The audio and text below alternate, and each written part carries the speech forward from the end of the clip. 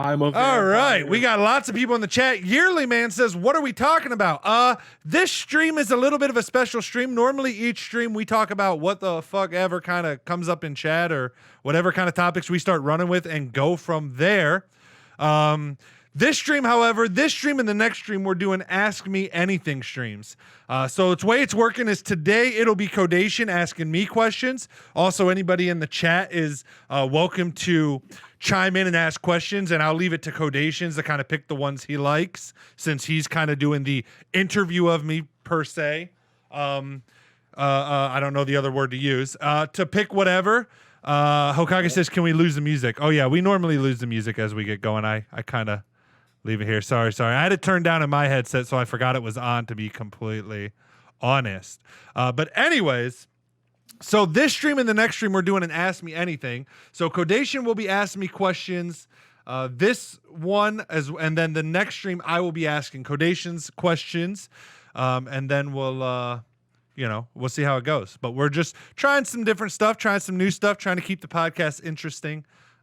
Things like that. This was a suggestion by Kodations. I thought it sounded fun, so we're rolling with it. All right. Hokage says whatever people asked on Twitter. We didn't get a lot of questions outside. So again, if you guys have any while we're going, or if any that Kodations asked triggers something in your brain that you want to ask, feel free to type it in the chat, because like I said, then Kodations can pull those out or whatnot. Of course. And then, yeah. Let me see what else in the chat before we actually jump into it. Pickle Rick says, hello, I'm back. Yo, welcome back, Pickle Rick, dude. Fun playing. Hokage says, you the guy from Phasmophobia. Yes, he was one of the randos from Phasmophobia that joined in my matches on the community stream on Saturday. Good to see you again, Pickle Rick. We're not gaming tonight. We do a podcast every Sunday night, for those that may not know. I do know that these community streams have been bringing in some new people, which is awesome. But on Sunday nights, we do podcasts. So no gaming, Sunday nights, just FYI. Princess says, hey guys. Hey Princess, how are you doing, my dear? How are you doing? Then we got Hokage says, oh, here it is. Okay, thanks to the music. And that's it. All right. Kodations, how you doing today, man? Doing well, my friend. Doing well. This weekend we got drywall taped in mud on the first coat, so I've got 2 more coats to do, and then we'll be ready to go for some texture and then paint and finish up that basement. So super pumped up and excited about that, of course. Which I know you said you're using, didn't you say you're using part of it as a, like, for your recording and stuff, or are you just finishing it to finish it? I forget why you were finishing it.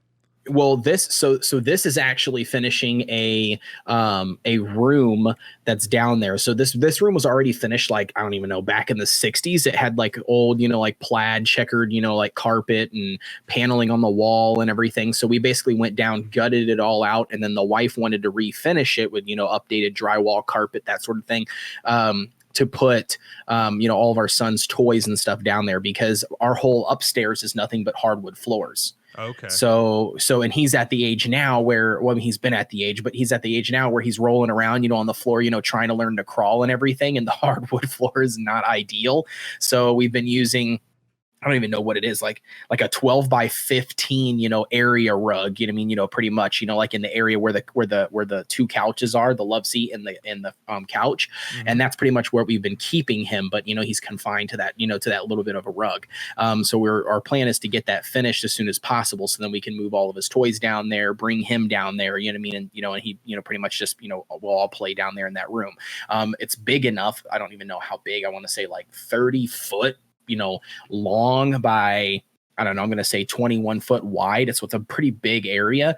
And then, so part of it we've sectioned off, and I've got, TV, I'm going to put a big TV mounted on the wall, and then have a couch and love seat down there as well. We've already got the couch and love seat and the TV and stuff. It's just, need to get all the other stuff finished before we can actually furnish it. But yeah, that's the original plan, but no, and then the other plan is, which the wife's already approved as well. And that's going to be building that little type of studio thing where I just want to build like a I don't know, like a four, like a, not a four, geez Louise, that'd be too small. Like an 8x10. I mean, like little piece, and I'm just going to go super cheap, like frame it up with 2x4s, put some plywood or drywall, drywall on one, I got some sheets of drywall and plywood. So just cover, the walls on the inside, foam it, put a bunch of foam everywhere, and then put my little desk in there with my computer and stuff. And that's what I would love to do, because then that would just be a way better space, as far as like sound wise, quality wise, lights, I can put some shelving behind me so I can put all my little knickknacks,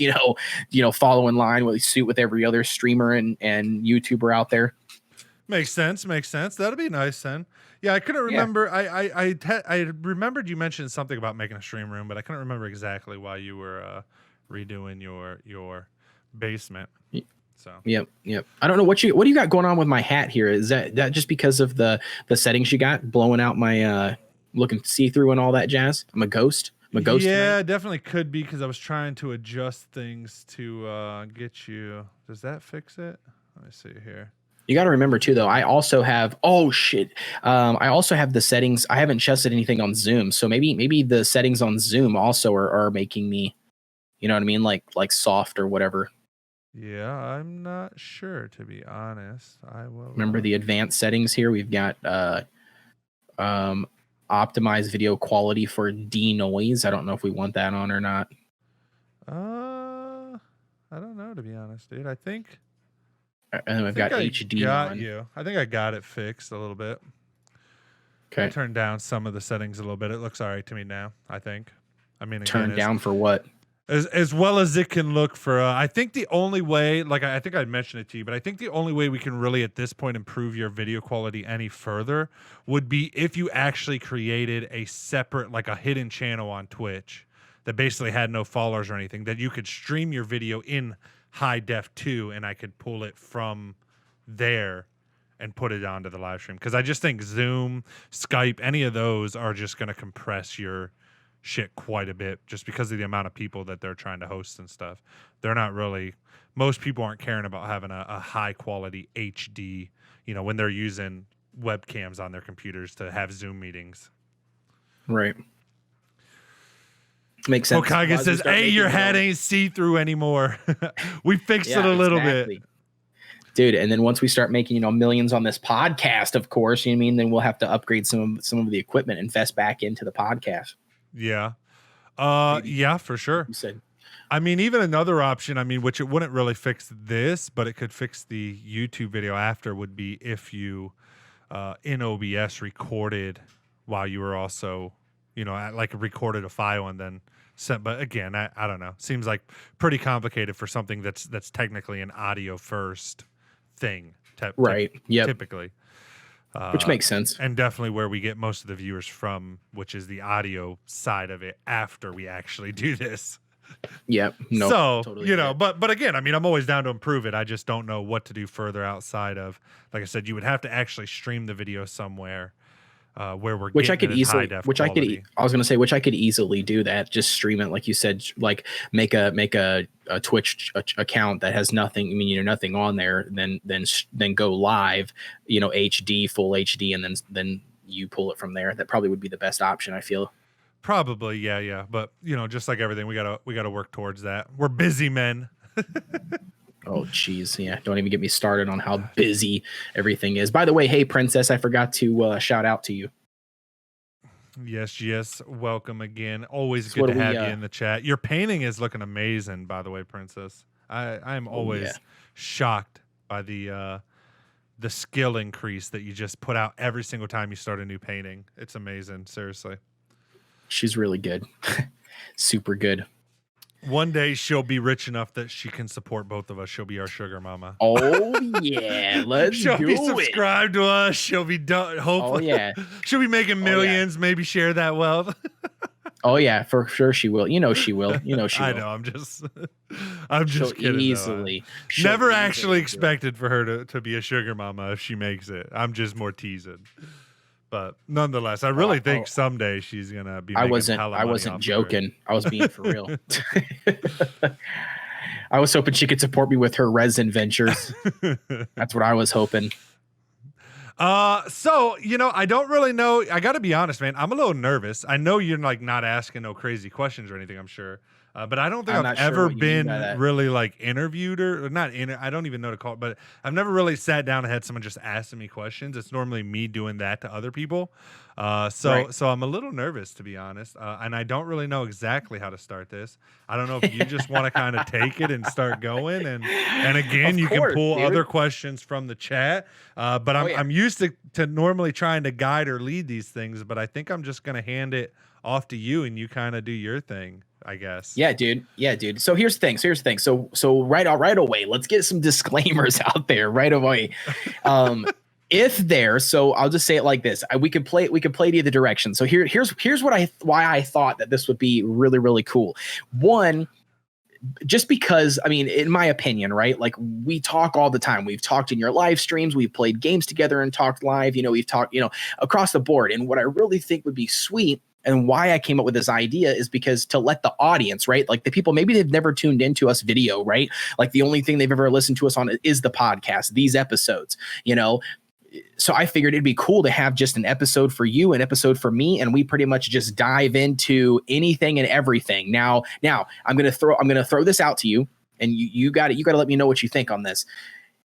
Is there directions and questions that you don't want to go down? And if that is the case, then all you can just let me know is pass, right? And then we just won't answer them or don't do anything with them.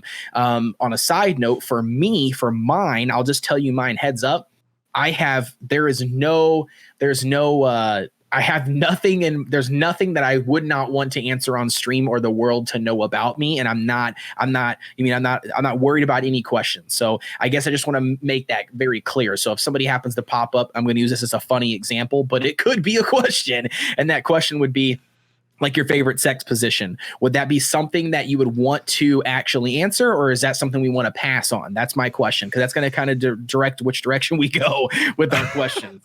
I like how that's the question or kind of the question you start with this, if I'm being completely honest. It is. No, I know that's not the question, but I'm saying the question of the question is like, just that's Kodeations in a nutshell right there. I feel like like the guy that you from the start talking about alien titties in my stream and stuff, I would expect no less.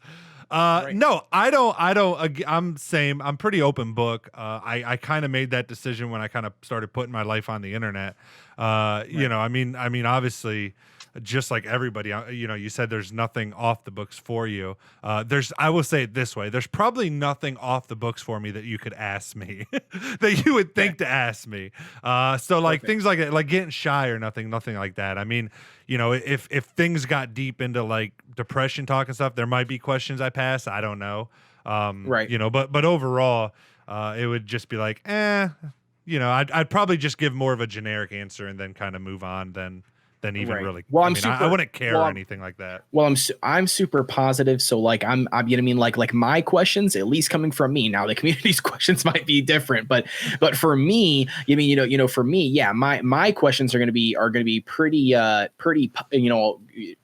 a positive note, I guess is the best way to explain that. Like I'm not going to ask you any questions, besides just mine, to be honest with you, mine is just information like that. Mine is like, things, like past stuff, like hobbies, things like that. But it's, to me, it's interesting things, that I feel like some of our listeners out there, that are checking in or have ever tuned into the podcast, or maybe even people who are on your channel specifically, for your gaming stuff, don't know about you. You know what I mean? And that's where I think that would be cool, to kind of just relate back to the community a little bit, Yeah, makes sense 100%. So, I'm down.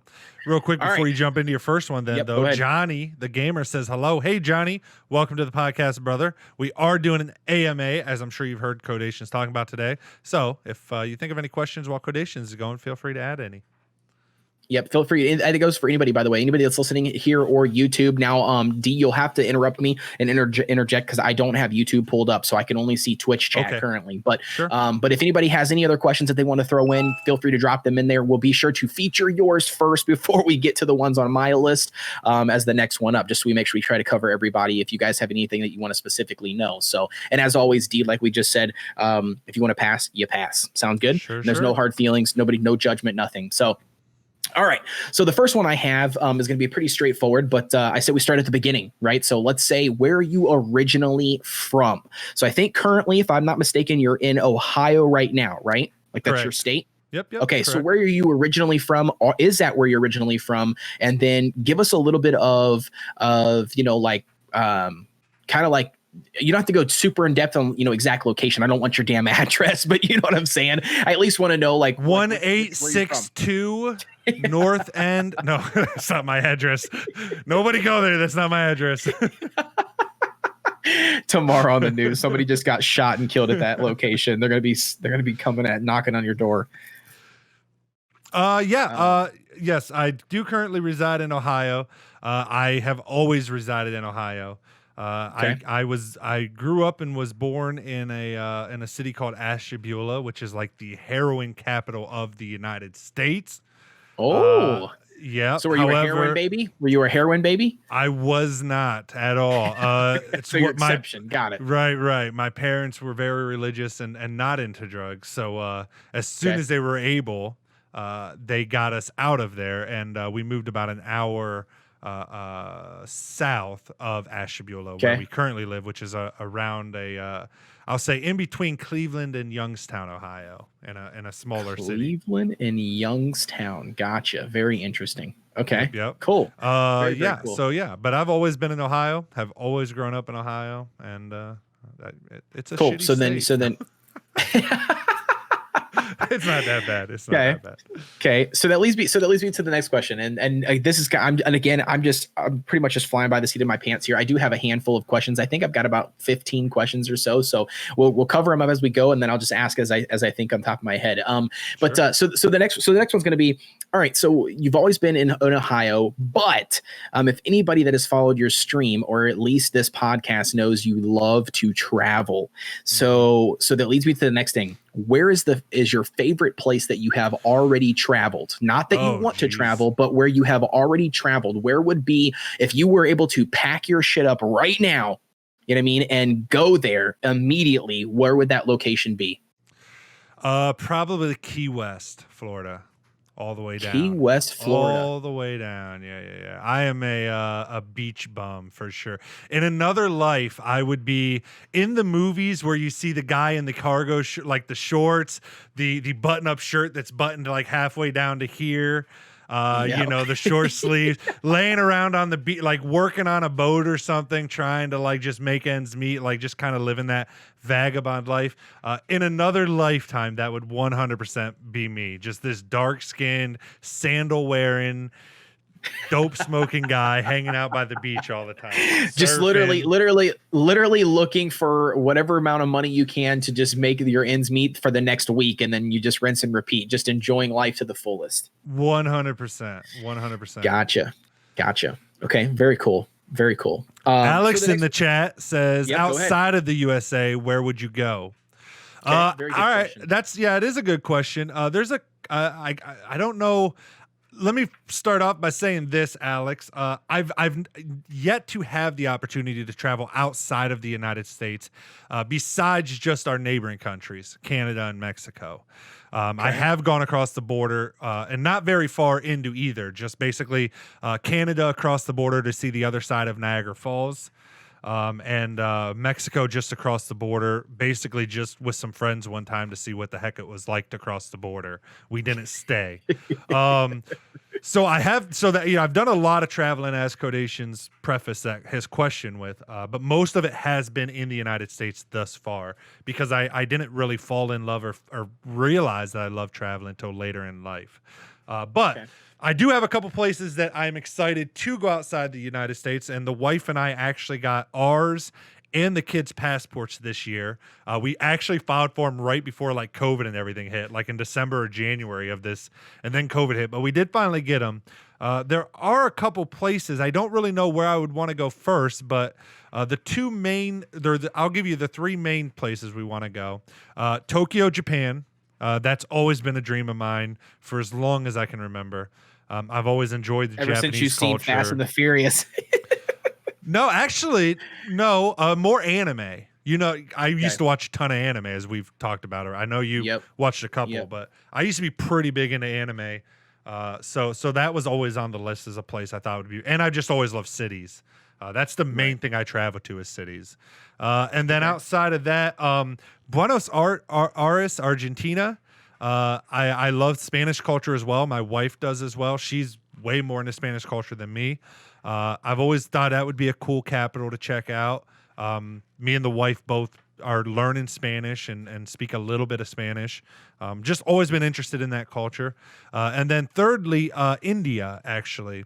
My wife's brother currently lives in India. He's married to a movie star over there, a Bollywood actress. And they live in a nice big mansion. And we thought it would be cool to go over there and visit them since, visit her brother basically in the country he lives in. Very cool. Very cool. So now, I mean, this is a complete side story, but I'm curious to know, like, how the heck he ended up in India. What's the story with that? Yeah, just work. He worked in marketing jobs and stuff, and did a lot of IT, like tech style jobs and stuff. And he was working in Pittsburgh, PA, in that city, and his company needed someone that could go to India. I think he's kind of similar to me. I think he just wanted the opportunity to travel and stuff. And then when he went over there, I think what kept him over there was meeting his wife. Well, his wife. Right. Yeah. Right. Okay. But yeah, so just a work thing that then turned into, a relationship that then turned into him moving there full time. Gotcha. Cool. Yep. I saw something pop up on YouTube, but what was that? Yeah, Hokage asked if you could collab with any YouTuber, who would it be? That's a good question, Hokage, and I feel like it should be. Wait before you answer. Sure. So I do have this one down here, not on collaboration, but I do want to just add to this same question. So then you can collaborate on both of them. And I just put, have you ever met a fellow YouTuber, before in person, like hung out with them? So this kind of goes hand in hand with the collaboration. So you can kind of just hit that same thing all in the same question. Sure. I have not. Neither. I've not done any type of collab. I've not done any type of meeting a YouTuber. I've met friends and stuff that I've gamed with for years in real life. There's several people that I've traveled to where they live and hung out with them, but not YouTubers specifically. Not for lack of trying. I've actually there's several YouTubers that I know of in the Cleveland area, which is about 45 minutes from where I live, that city. And there are several that I've reached out to and tried to just like start a friendship with or something. But to be completely honest, I've just never even gotten, I guess I'm just not big enough or whatever, but I've never gotten any kind of response. I've never gotten, like not even a chance of starting anything. Are they in the same niche as you?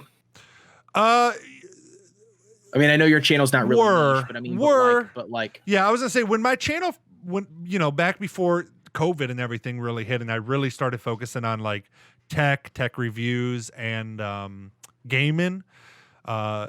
I did a lot of photography and videography stuff, like vlogs or just like cinematic style. I was trying to learn cinematic style stuff, and they matched that.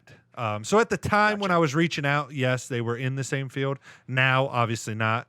I have not met any gamer or streamers or anything around my area to be able to collab with. Gotcha. Makes sense. But to answer Okage's questions, if I could collab with any YouTuber, who would it be? I'll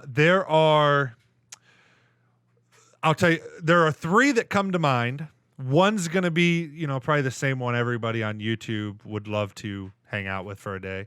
But the other two, I don't know. They're a little bit smaller creators.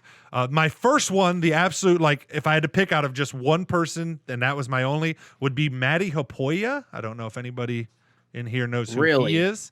But interesting. And only because if I'm being like, not so much like that, I think he's going to be like the smartest YouTuber ever. Like for example, my one of my picks out of the three that I said would be Casey Neistat, the godfather of like creating YouTube vlogs and stuff.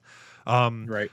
And not that I think like Maddie, like Casey would probably be better in a business aspect, but Maddie is just, I feel like he's just a genuinely amazingly nice, good guy. And to me, like the most people I always want around me are just like good people. Right. So definitely Matty Hippolia would be number 1. Number 2, and he actually doesn't live too far from me, but I don't know if it would ever happen, would be Cody Wanner. I don't know if anybody knows of him. He was a small vlogger. He started the movement called No Small Creator. But he lives in Harrisburg, Pennsylvania. And I always thought it would be cool to meet him just because, again, I think he seems like a really fun, outgoing. It seems like we would get along well. Both Maddie and I, even before I got into YouTube and stuff, I've always been a big sport person. So I've always owned, I own a one wheel. I own the original one wheel. Like before they even became popular, I had one. I do. I don't know if a lot of people know this, but even the slack lines, I do slack line and then I'm actually really big into sports and things like that. And so those two, Matty Hippolia, Cody, they're both big into traveling. They're both kind of more sporty people. So I just think it would be cool to meet them. And then my third would be Casey Neistat. Just that's strictly, again, I think it would be cool to hang out with, to try to go surfing or something with him because I've never done that. But more for him, just because he's the fucking godfather of YouTube fucking vlogging. And do you know what's blowing my mind right now? For whatever reason, I 100% expected in your top 3 to have Peter McKinnon. I don't know why. I have no clue why. I just, for whatever reason, thought that would be in your top 3. Nope. I like Peter McKinnon. I like his content. I watch a lot of his vids. He's definitely one of the top people I watch. No, I don't. Yeah, I don't. Because to me, I would, again, I'm choosing mainly for just who I think I would jive well with, I'm thinking who I could be friends with. And I don't mean like that I'm trying to become best friends with these creators, but I just mean, I feel like our personalities and stuff would jive pretty well. Right. Out of Casey and Peter, either one of them would strictly be just because of to pick their brain over YouTube and stuff. And I just feel like Casey would be the better for me out of those two for what I would like to accomplish. Yeah, I mean, and I could see that. I mean, based on your reasoning, yeah, that makes sense. I definitely think that, 100%. I definitely think that Maddie would be a really good choice. I've tuned into both Peter and Maddie's content and just their daily vlogs and their photography stuff, because, even though I do mobile gaming, my background, I'm a graphic designer, so I tune into a lot of their tutorial videos and stuff for a lot of their Adobe products. And Maddie, oh my gosh, dude, his son is absolutely adorable, God, I know, dude. I love it. I think that's the other thing too, because versus Peter McKinnon, I know he has 2 daughters or whatever, but he doesn't include them in it. So I guess I probably relate more to Maddie being having a little boy myself and all of that. Right. And again, I just think he's a real authentic type dude, and I like authenticity. It's probably the biggest thing to me. I don't even care if you're a dickhead. I'll be friends with you if you're a dickhead, as long as you're authentic about being a dickhead. That's the big thing to me. So, but yeah. Yep. Just chat. I don't know if but just to catch up. Alex D says, all right, pretty good destinations. On my side, haven't been able to go to Key West when I was in Florida. It was a holiday. Lots of people suggested not to go, but images I've seen looks awesome. Yeah, definitely. I went a reef dive in there and everything. I got pictures from underwater when I did that. I love it. I was waking up drinking mimosas and eating key lime pie at a place. It was amazing. I could sit on the beach, drink misos in the morning. Oh, it's amazing. Okage says, but not PewDiePie. For some reason, I kind of expected PewDiePie. This might come to a shock to a lot of, because even Kodeations, Gamer and stuff, I really don't watch any gaming content on YouTube at all. Really none. Gaming's kind of, I'm becoming known for gaming, which is kind of weird because gaming has never been my main thing in life. It's always been just something I chose over movies. I would rather, in my free time, I would rather game than watch a movie. And it was just kind of even streaming, the streaming that I do, it has nothing to do with video games. I could care less about the video games. I just like hanging out with people and chatting. And if people would just come to be playing a game, right. If people just came and chatted, if I could do this every single time and just talk to people, I'd probably not ever play a video game. I'd probably just sit here and chat with people. But you got to fill the dead space, and video games do that well. And I do enjoy them. But I really don't watch any gaming content. Outside of, I watch one Twitch streamer pretty regularly, like if I'm working and have them up in the background, which is Angry Pug. And that's pretty much it. Anybody else I watch on Twitch is either like Kodeations once in a while. I'll pop in a live stream. Pax, like people that are in my community that I'm just trying to support back. But outside of that, I really don't. I don't watch PewDiePie. I've seen a couple of his things. I've seen a couple of Markiplier's things. But outside of that, I don't watch any of like the more popular people right now, like Valkyrie, Ninja. I mean, I know of them just because I know the industry, because I do run this like a business. But yeah, most of my passion is actually not in gaming. It's in traveling, photography, videography, vlogs. That's why I'm starting the second channel in 2021, is to do more of that kind of content. Also, even if that's not the content that makes me money or whatever, at least it gives me an outlet to do that stuff somewhere else. Anyways, long-winded explanations, but I guess that's what this is about. But well, on a side note, I know this has nothing to do with me as a podcast, but you know what's interesting though on that note is that I don't either. I don't tune into I don't tune into any of the mainstream content creators or people on Twitch, like streamers. Like I don't tune into any of them that play, you know what I mean? Like, I don't know, anything but mobile games. Like I literally, like all the streamers that I watch play mobile games. You know what I mean? You know what I mean? And then, like you said, I run my channel like I run, you know, like a business. So I do all of my research. I mean, you know what I mean? I'm looking at, you know, other content creators that's in the mobile gaming space, you know, checking out their content, tuning into their games, you know what I mean? You know what I mean? And personally, my favorite content creator besides you, to be honest with you, is all in mobile gaming. Yeah. And what's crazy is the only way that for those of you that don't know, the only way I stumbled across your channel is because I started making content creation. You know what I mean? Like that was literally the reason how I landed on your channel. You know what I mean? Right. And then here we are. Now we're, you know, such good friends. And like I would have never guessed that I would have landed on here just because of, you know, a tutorial video. I'm like, oh shit, he's got a Discord. Let me hop into Discord. But yeah, I don't know. I mean, like I said, I'm the same way though. I don't watch anybody on the big screen. Yeah, I mean, it's just, I think, at least for me, it's a different, you know, my goal is not video games. My goal is meeting people, hanging out with people, having fun with people. So again, I just, most of my time, and plus just, again, most of my time, I've said it a lot on streams and stuff, but I don't watch a lot of content anyways, just because I don't have the time normally out of everything I'm doing. Right. But I don't know. Yeah. So yeah. But I don't know. I think I answered those questions. I think that's long-winded. Princess says, keep forgetting it's 2021. You know, for the longest time, I thought Kodeations was some other guy that used to come to your stream. Then I realized it wasn't him. LOL. Then you realize this red, luscious beard and just how handsome I was. And then you were like, oh, it's definitely not this other guy. Makes sense. I know. I agree with you. I'm sure she still just thinks of you as the alien titties guy. I'm pretty sure. I mean, there's nothing wrong with that. I mean, that's where it's at. If aliens do exist and they are going to come, I promise you they're going to have like the most biggest, luscious titties probably. All right. But there, I think we're caught up on questions in the chat, sir. Yep. Perfect. So I'll hand it back to you. So Yep. So the next thing is that does lead me into YouTube. Give me the lowdown. And now you got to remind myself. I can't remember.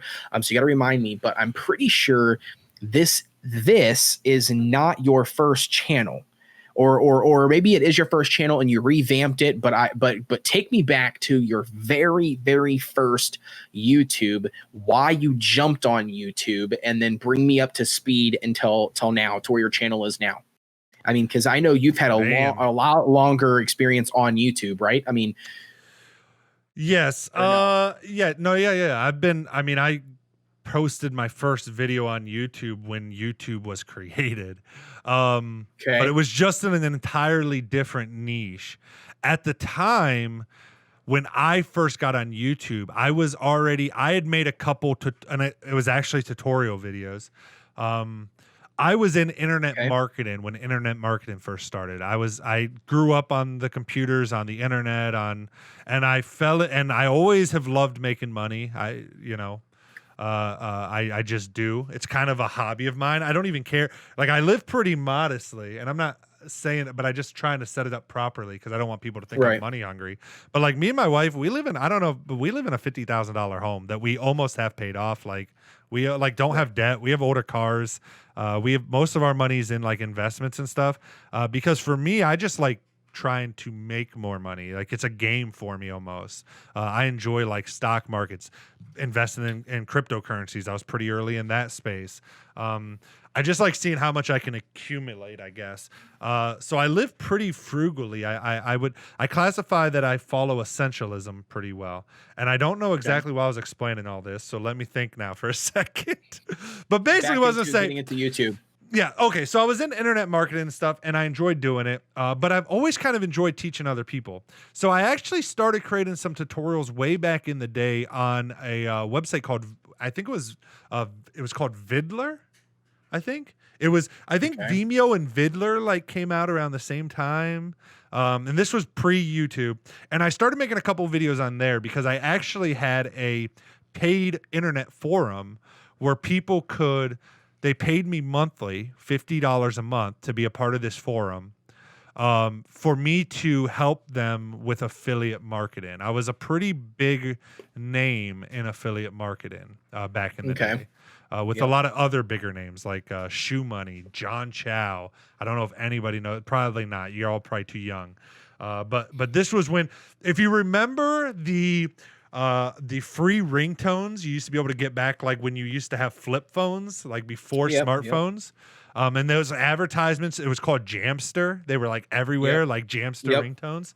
I promoted a lot of their services online with a couple other people, and we were pretty big in that space. Doing, tens of $1,000s a month, like myself, in affiliate income. So I created this forum to teach other people, and they paid me, and we'd travel all over the country to conferences and stuff, affiliate marketing conferences. As the industry was kind of starting up, we kind of paved the way for what is affiliate marketing today, to be honest. It was very funny. It was lots of stripper parties and lots of drugs and lots of all these basement dweller kids. I don't know. It's a whole other story. I'm not going to just go into a whole big ramble, but it was a crazy time.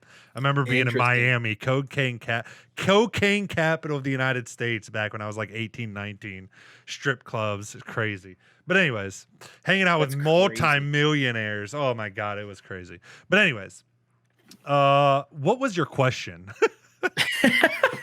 Well, it's kind of like a two-part question, but basically I was just curious on like what brought you to YouTube. To YouTube. So you gave us a little bit of backstory. Let's jump a little bit. We don't need to dive into too heavy of why the channel or what drove you away from marketing, but bring us up to speed. When did you decide to get back into it, doing what you're doing now seriously, like full-time, not full-time as in, you know what I'm talking about, but you know what I mean? Like just getting back into doing YouTube on a regular weekly basis. Yep. So I left internet marketing for for a long time. It turned into a pretty shady business, and I completely left making videos, making anything YouTube. And again, in that same time, YouTube came out, and I started making a couple videos there. But then again, I kind of left. And it turned into a real shady business. The FTC started cracking down real hard on a lot of us. So I left. I got out of it. And then it was years and years and years. And actually it was Twitch. I had stumbled upon Justin TV at the time, is what Twitch was called before. And it was people just walking around live streaming their real life. It was the likes of iJustine, if people know her in the tech field. Okay. Back in the day, she started on Justin TV, and she was literally walking around live streaming her life, like just had a live feed up of her doing whatever. Then gaming. And I was always a gamer my whole life, but gaming was not on the internet at all yet. But then people started gaming on Justin TV. And it started becoming more and more popular that it then turned into Twitch. They separated Justin TV. They separated the gaming industry from Twitch, or from Justin TV, and turned it into Twitch. And that's when I got back into producing content on the internet. I started live streaming on Twitch. And at the time when I started live streaming on Twitch, if you had 10 viewers watching your live stream, you were in the top like 10 people on League of Legends game. like the top person in the League of Legends channel had like 100 to 200 viewers Max, the top person in League of Legends. And I was growing on there, and then I got banned. And again, you can ask questions if you want to go deeper into stuff, but fast forward. So then I left off the internet again for years, because, from then till now, obviously Twitch blew up a lot. So I quit making content completely again. And then I just got my account. I kept emailing them every so often, asking if they'd unban my account and let me stream again. They finally said yes one time. So they unbanned me. I started streaming again, and here we are today. So it all started with streaming, honestly. So then obviously I was going to ask the question because you stopped there. So what did you get banned for, or can you not disclose that info? I don't think there's any, I don't know that there would be any reason I can't, for view botting.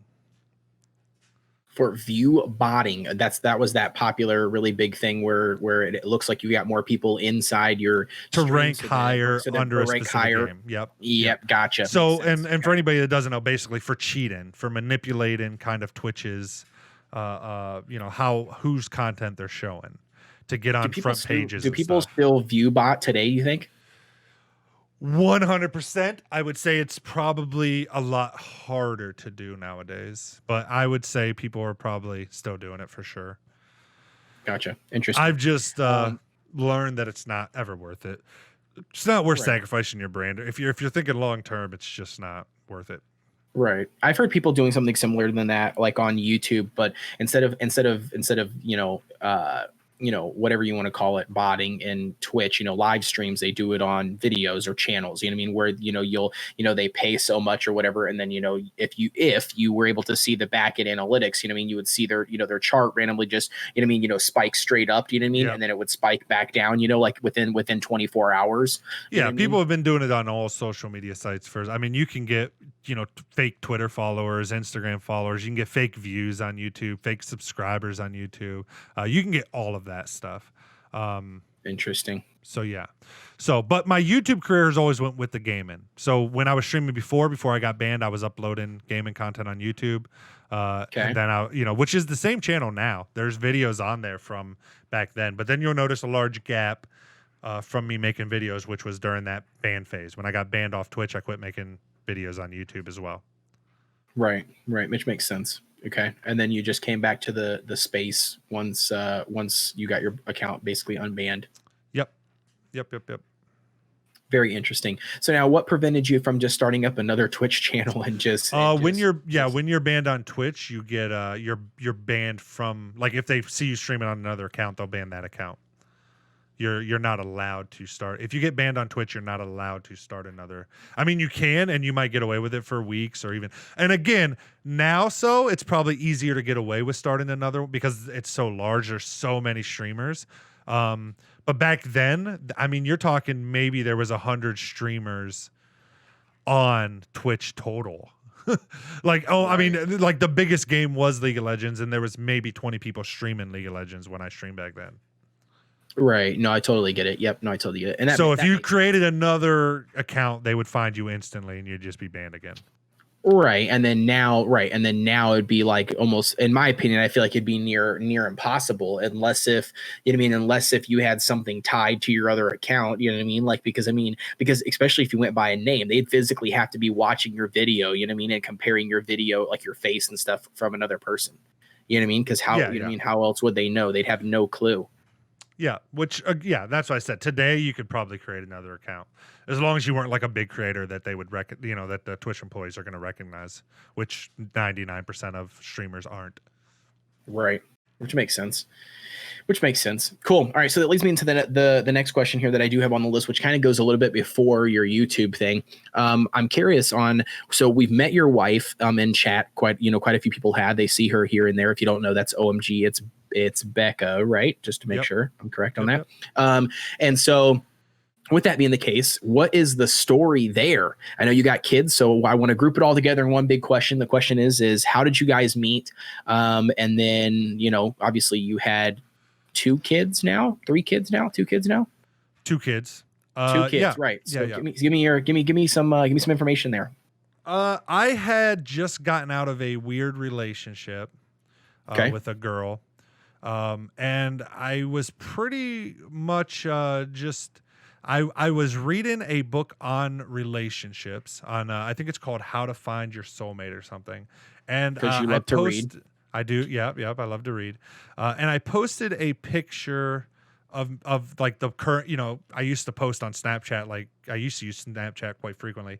And I just, people are like, oh, this is the book I'm reading now. It was basically one of those posts. I was just like, hey, here's the book I'm reading now.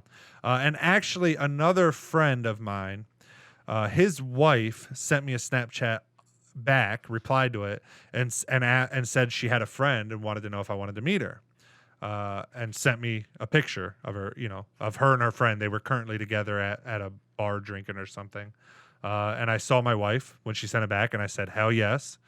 And that was it, man. It was just we went on our first date like that week, and within we dated for like 3 months, and she moved in with me, and we dated for like then another, like she lived with me for like another 3 months, and we got married. Like it was just kind of boom, boom, boom. Damn, very cool. Yep. And, which we were both older. So I think we kind of knew what we wanted. We'd both been in relationships. So we were just kind of like, yep, this is like, you got what I'm looking for. I got what you're looking for. Let's do this thing. Not to make it sound like it wasn't, like lovey-dovey or anything, but I'm just saying we're older, which I think was why it went a lot quicker. Because most of my relationships did not go that quick. But anyways, and then our kid, she had a daughter actually. So Ellie is actually my stepdaughter. Okay. When I met her, she, had, at the time, Ellie would have been 4 or 5. I forget exact date or age. Okay. And now she's 9. But when we met, she was like, I think 5, because we've been together like 4 years with dating and everything. And then our son, we had, he'll be 2 in July, I think. 2 years, July. You already forgot. Come on. Yeah. I think in July is his birthday. Gotcha. Very cool. But yeah, cool. I don't. I mean, again, I can dive into more if you're at, but you just kind of said give you the rundown, so I'm happy to elaborate. Yeah, no big deal. I saw in the chat here on YouTube, it looks like Hokage said, if we have questions for Kodeations, do we just save it for next week? I believe so. I believe D, is that what you're planning for next week? Or are you wanting to return back to normal podcasts and then come back to this the week after? No, I figured next week we would do you. We'd flip it and do you or whatever. Sweet. Sweet. So yeah, if you have questions for Kodeations, yep, I would save them for next week because we're gonna do the same thing but just reversed for next week. I'll have questions, but we'll use your guys just like we've been doing. Whenever anyone in here asks a question, we pull it first, but I'll have backup questions to kind of keep the conversation going. But yeah, we will be doing Kodeations next week, so save questions for him if you don't mind till next week. I mean, if it's something simple in relation to what we're talking about, and you're just asking because of something we're talking about, I don't care. Like if he says something, you're like, oh, clarify this. But I'm just saying, main questions, yeah. That way I'm not having to come up with all the questions next week. Anything D can do to not answer. Yep. And then let me get caught up on chat because we did have some other stuff. Go ahead. Because there was some from YouTube too. King Tech says, how did you get banned? Cease. You'll have to rewind the podcast. We're not going to go all through it again just because I don't want people that are listening to it to have to hear the story twice. Princess says, dang, 100. And she also said you're like Mario collecting coins, but I don't remember what that is in reference to. That was referring to you collecting money. Oh, yeah. Yep, it's the truth. I don't know. I did play Sonic and Mario a lot when I was kids. And I always did like seeing how many free lives I can get from collecting every single little coin. Yeah. Barb says, hey, D, hey, Code. Princess says, what? He's turning 2 already? Well, yeah, a couple months here. He's like 18 months, 19 months. I'm horrible with birth dates and stuff. I know it sounds horrible because I saw somebody else said, Alex said in the YouTube, I think in July, someone is in trouble. My wife's used to it, dude. I couldn't tell you our anniversary. I couldn't tell you honestly, I forget half the time how old I am. I don't ever know what day it is. I don't know dates. I don't know. It's for some reason, dates and stuff have never been very important to me, I guess, or my forte or whatever you want to call it. That's funny. Barb says, I'm sorry I'm a little late. I've been working all day. Hope you're having a great stream. We are. All right. I think we're caught up. Perfect. All right. Sounds good. Yeah, no, man, that's a very interesting story. So, like, speaking a little bit on the love triangle thing, the very cool part about that is it's always interesting, and I feel like some of the viewers listening might find it interesting, is to hear, like the different setup with relationships or marriages. You know what I mean? Some people, they find somebody, you click, or like you said, your ages or whatever, you just knew exactly what you wanted. You threw it all on the table, called it a day. You mean, it wraps 3 months, 6 months in, or whatever, boom. You know what I mean? Like, it's interesting. And then you have people who are together for, 7-8 years, before they ever, pop the question and actually get married and, or whatever. So it's just cool. Like I said, I just wanted to know a little bit of information about that myself. Plus whoever else is listening, I'm sure found it interesting. Yeah. So the next question is that we have up here, is going to be, favorite genre of video game. And not game specific, but favorite genre. So if you had to only play one genre forever, or maybe you were just going to the computer and you could play whatever video game of whatever genre, what genre would it be that would be your genre of choice? Oh. And it has to be a video game, of course. So when I say, you know what I mean when I say genre: horror, survival, shooter, whatever. Yeah, I don't have to choose one video game, just one genre. Correct. Okay, if I was choosing a genre, it would probably be horror. Yeah, those are some of the games I have the most fun in, and I feel like most people have the most fun watching me play, which then makes me happy when other people are laughing because I'm getting jump scared and shit, and I enjoy it as well. So probably horror. So then take but hold on. Take the audience out. If there was no streaming involved, no audience engagement, nothing, just you sitting down in the room playing by yourself, what would be your genre of choice? Again, I know that's not really you. I mean, I know, because that's what you're saying. You know what I mean? Like, that you do play video games, but it's more of a pastime. You do it, because you like to talk in the audience. But yeah, if you took that out, if I took it out, it would probably be co-op. Okay. Because again, even before I started streaming, I mean, I play single player games now, but before I mainly played with friends, games with friends. It's always been a social thing for me. Gaming's always been a social thing for me. Always. Cool. That's why I like it over movies or something, because I can get in here and be chatting with people in Discord, or back in the day it was TeamSpeak or Ventrilo, but it's always been a social thing for me. Always. Cool. Very cool. Hokage asked another question here on YouTube. It looks like, now this might be one hard for you to answer currently on the spot, but he basically says, speaking of games, do you think you could list off the stuff you plan on playing, and potentially in the order you plan on playing them? Raft more. I've been enjoying Raft. We would definitely be playing that for a while. I would say until friends start getting bored of playing it with me, or I get bored of playing it. Outside of that, man, I really don't, I don't plan games. I don't plan a lot I plan when it comes to games, and the stream. The stream was always, again, the gaming was always secondary. The streaming and gaming I always started doing for fun. It is now what's starting to make me money and stuff, which surprises me. I mean, I know I kind of touched on this on another question. But my goal was not ever to really create gaming content. I just liked streaming. But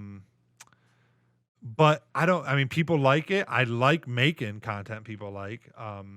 But my goal on YouTube and stuff was always, when I first started posting and stuff on YouTube again, it was vlog style videos, tech style videos, things like that. So I don't really plan a lot in the streaming space outside of just, I basically add games to my wish list that I think sound interesting, that people recommend to me. And when I get tired of a game, I get on and I look through that list of games, and then I just, whatever jumps out to me, I buy it and I start playing it. Speaking of that, because Okage says, because I thought you remembered you said Subnautica was on a list or something. That's the list I'm talking about. Subnautica, it's a game on my wish list. But when, or even if I'll ever actually play it, I have no clue. I just don't think that far ahead in terms of the game I'm playing. I think that far ahead in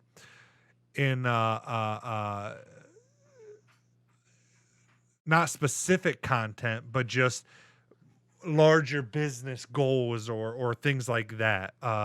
And so Right. the micro can change very quick based on the macro, if that makes any sense. I don't know if I'm even explaining any of this any good. Yeah, no, I mean it make perfect sense. I mean, yeah, you just don't plan the individual game like out to the next game. I mean, you pick up a game, you start playing it, featuring it on the channel, do whatever, and then once you either get bored or you want to move on or whatever the Or reason even if is, then chat you gets just go back to bored. the Like list. I left like Right. Genshin Impact. I could probably still be playing Genshin Impact today personally, but the Because you stream hated enjoyed it, it. but the right. And so it just was, again, it's not the video games to me that's important. Right, Which right. You want the engagement and it sounds almost backwards because you're like, oh, well, what are you in this for? You just in this to grow a community and to make money off gaming. You don't really care about gaming. No, it's just I don't care enough about any one particular game over your versus audience. the audience. Correct. Like Right. I'd No, I rather totally have get it. play stuff you guys like, which is like even Subnautica. It's probably not a game I would personally play if it was like I would never buy it and play it just for myself. I've like after watching the things and stuff, I do plan on buying it and playing it sometime because I know there's a lot of people that want to see it, and I think it'll be fun. Right.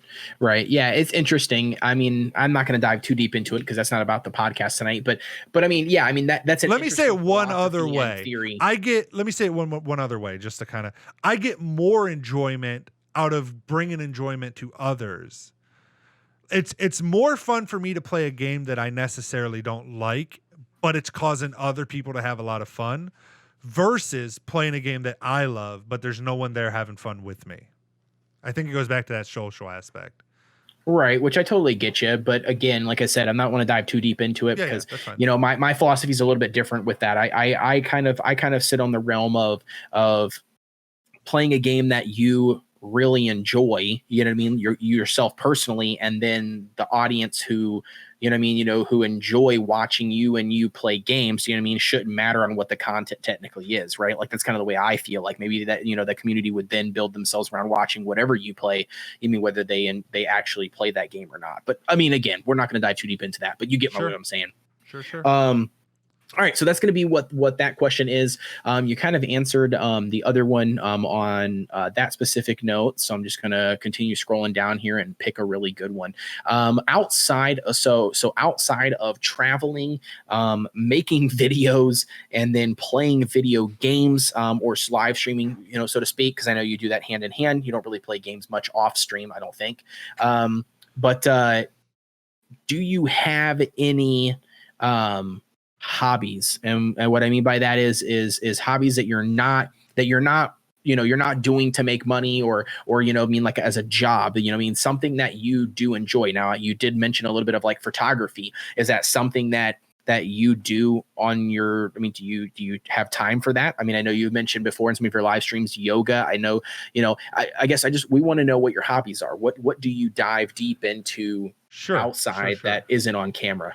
Sure. I would say those are probably the biggest things in my life are definitely content creation, gaming, and traveling.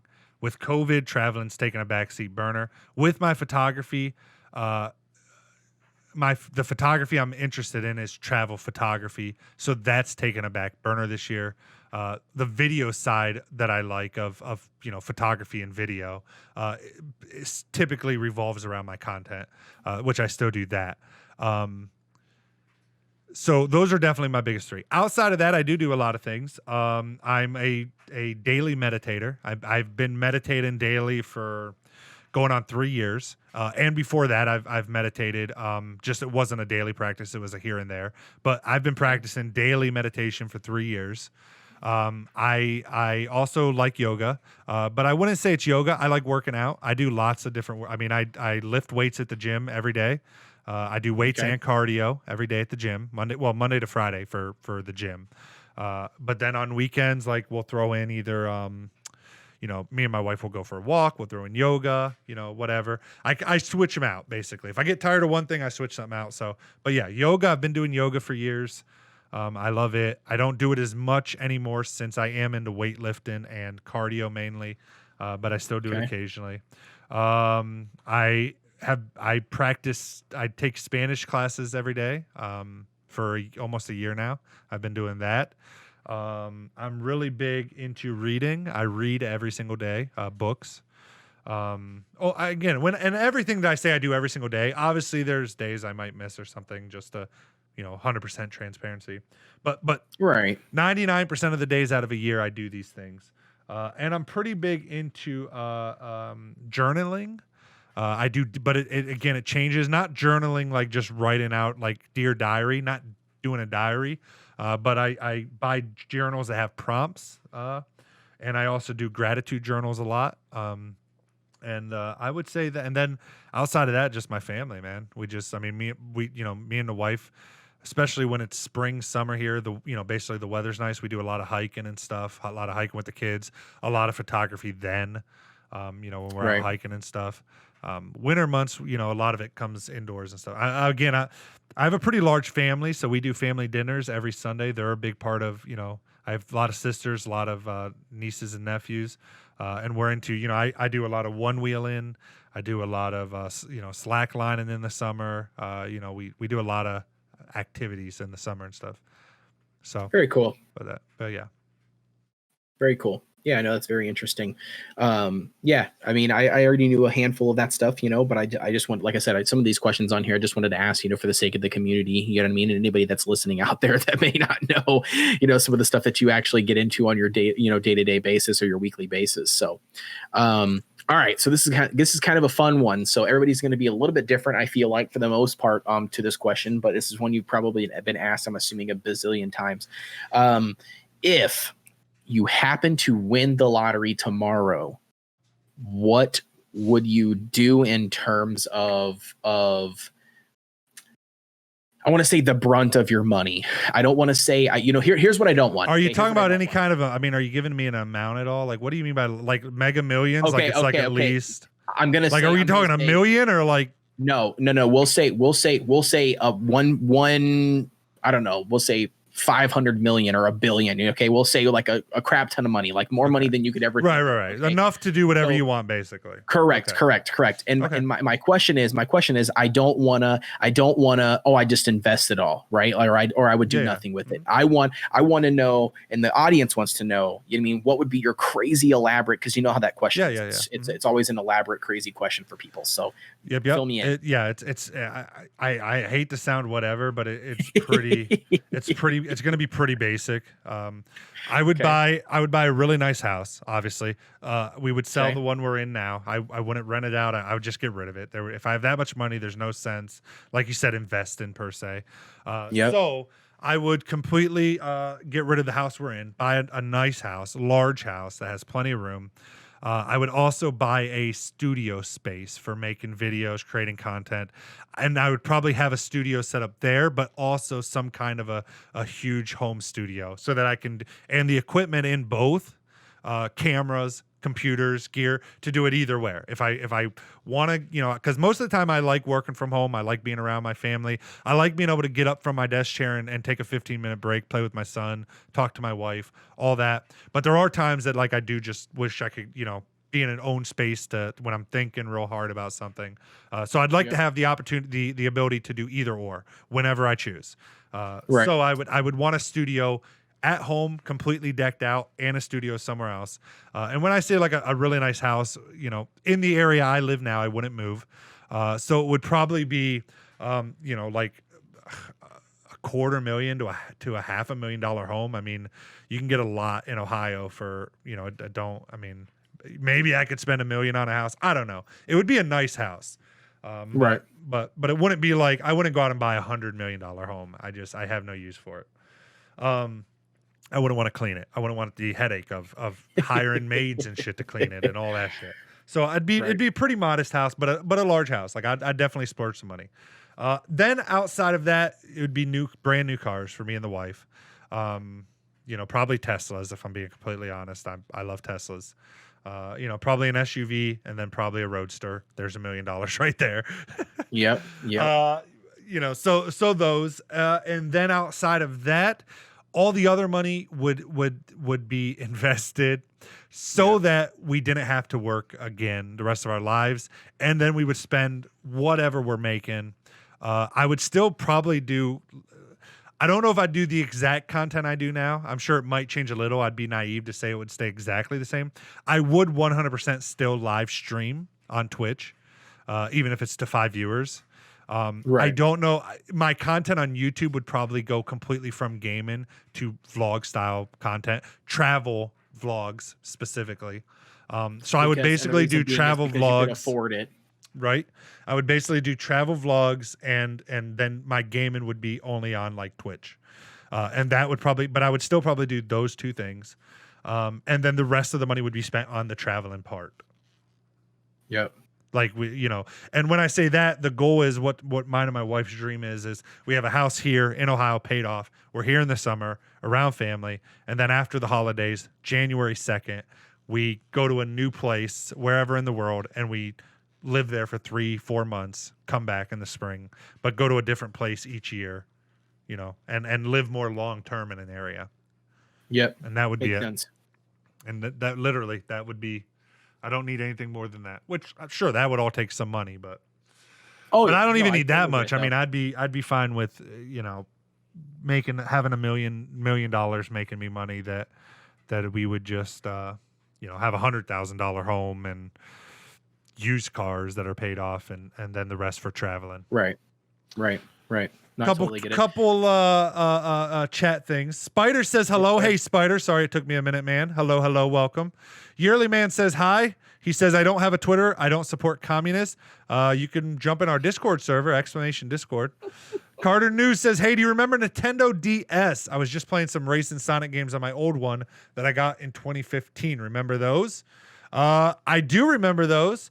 I was never after I had Nintendo. I had Super Nintendo. Then I went to, or I'm sorry, I had Nintendo. Then I went to Sega, and I had Sega Genesis. And then I did not stick with Nintendo. I went to Sega Dreamcast. And then I got, after that, my dad no longer bought me any gaming systems. He was pretty strict about them. I did not game again until Xbox, and I bought an Xbox myself when I was a teenager.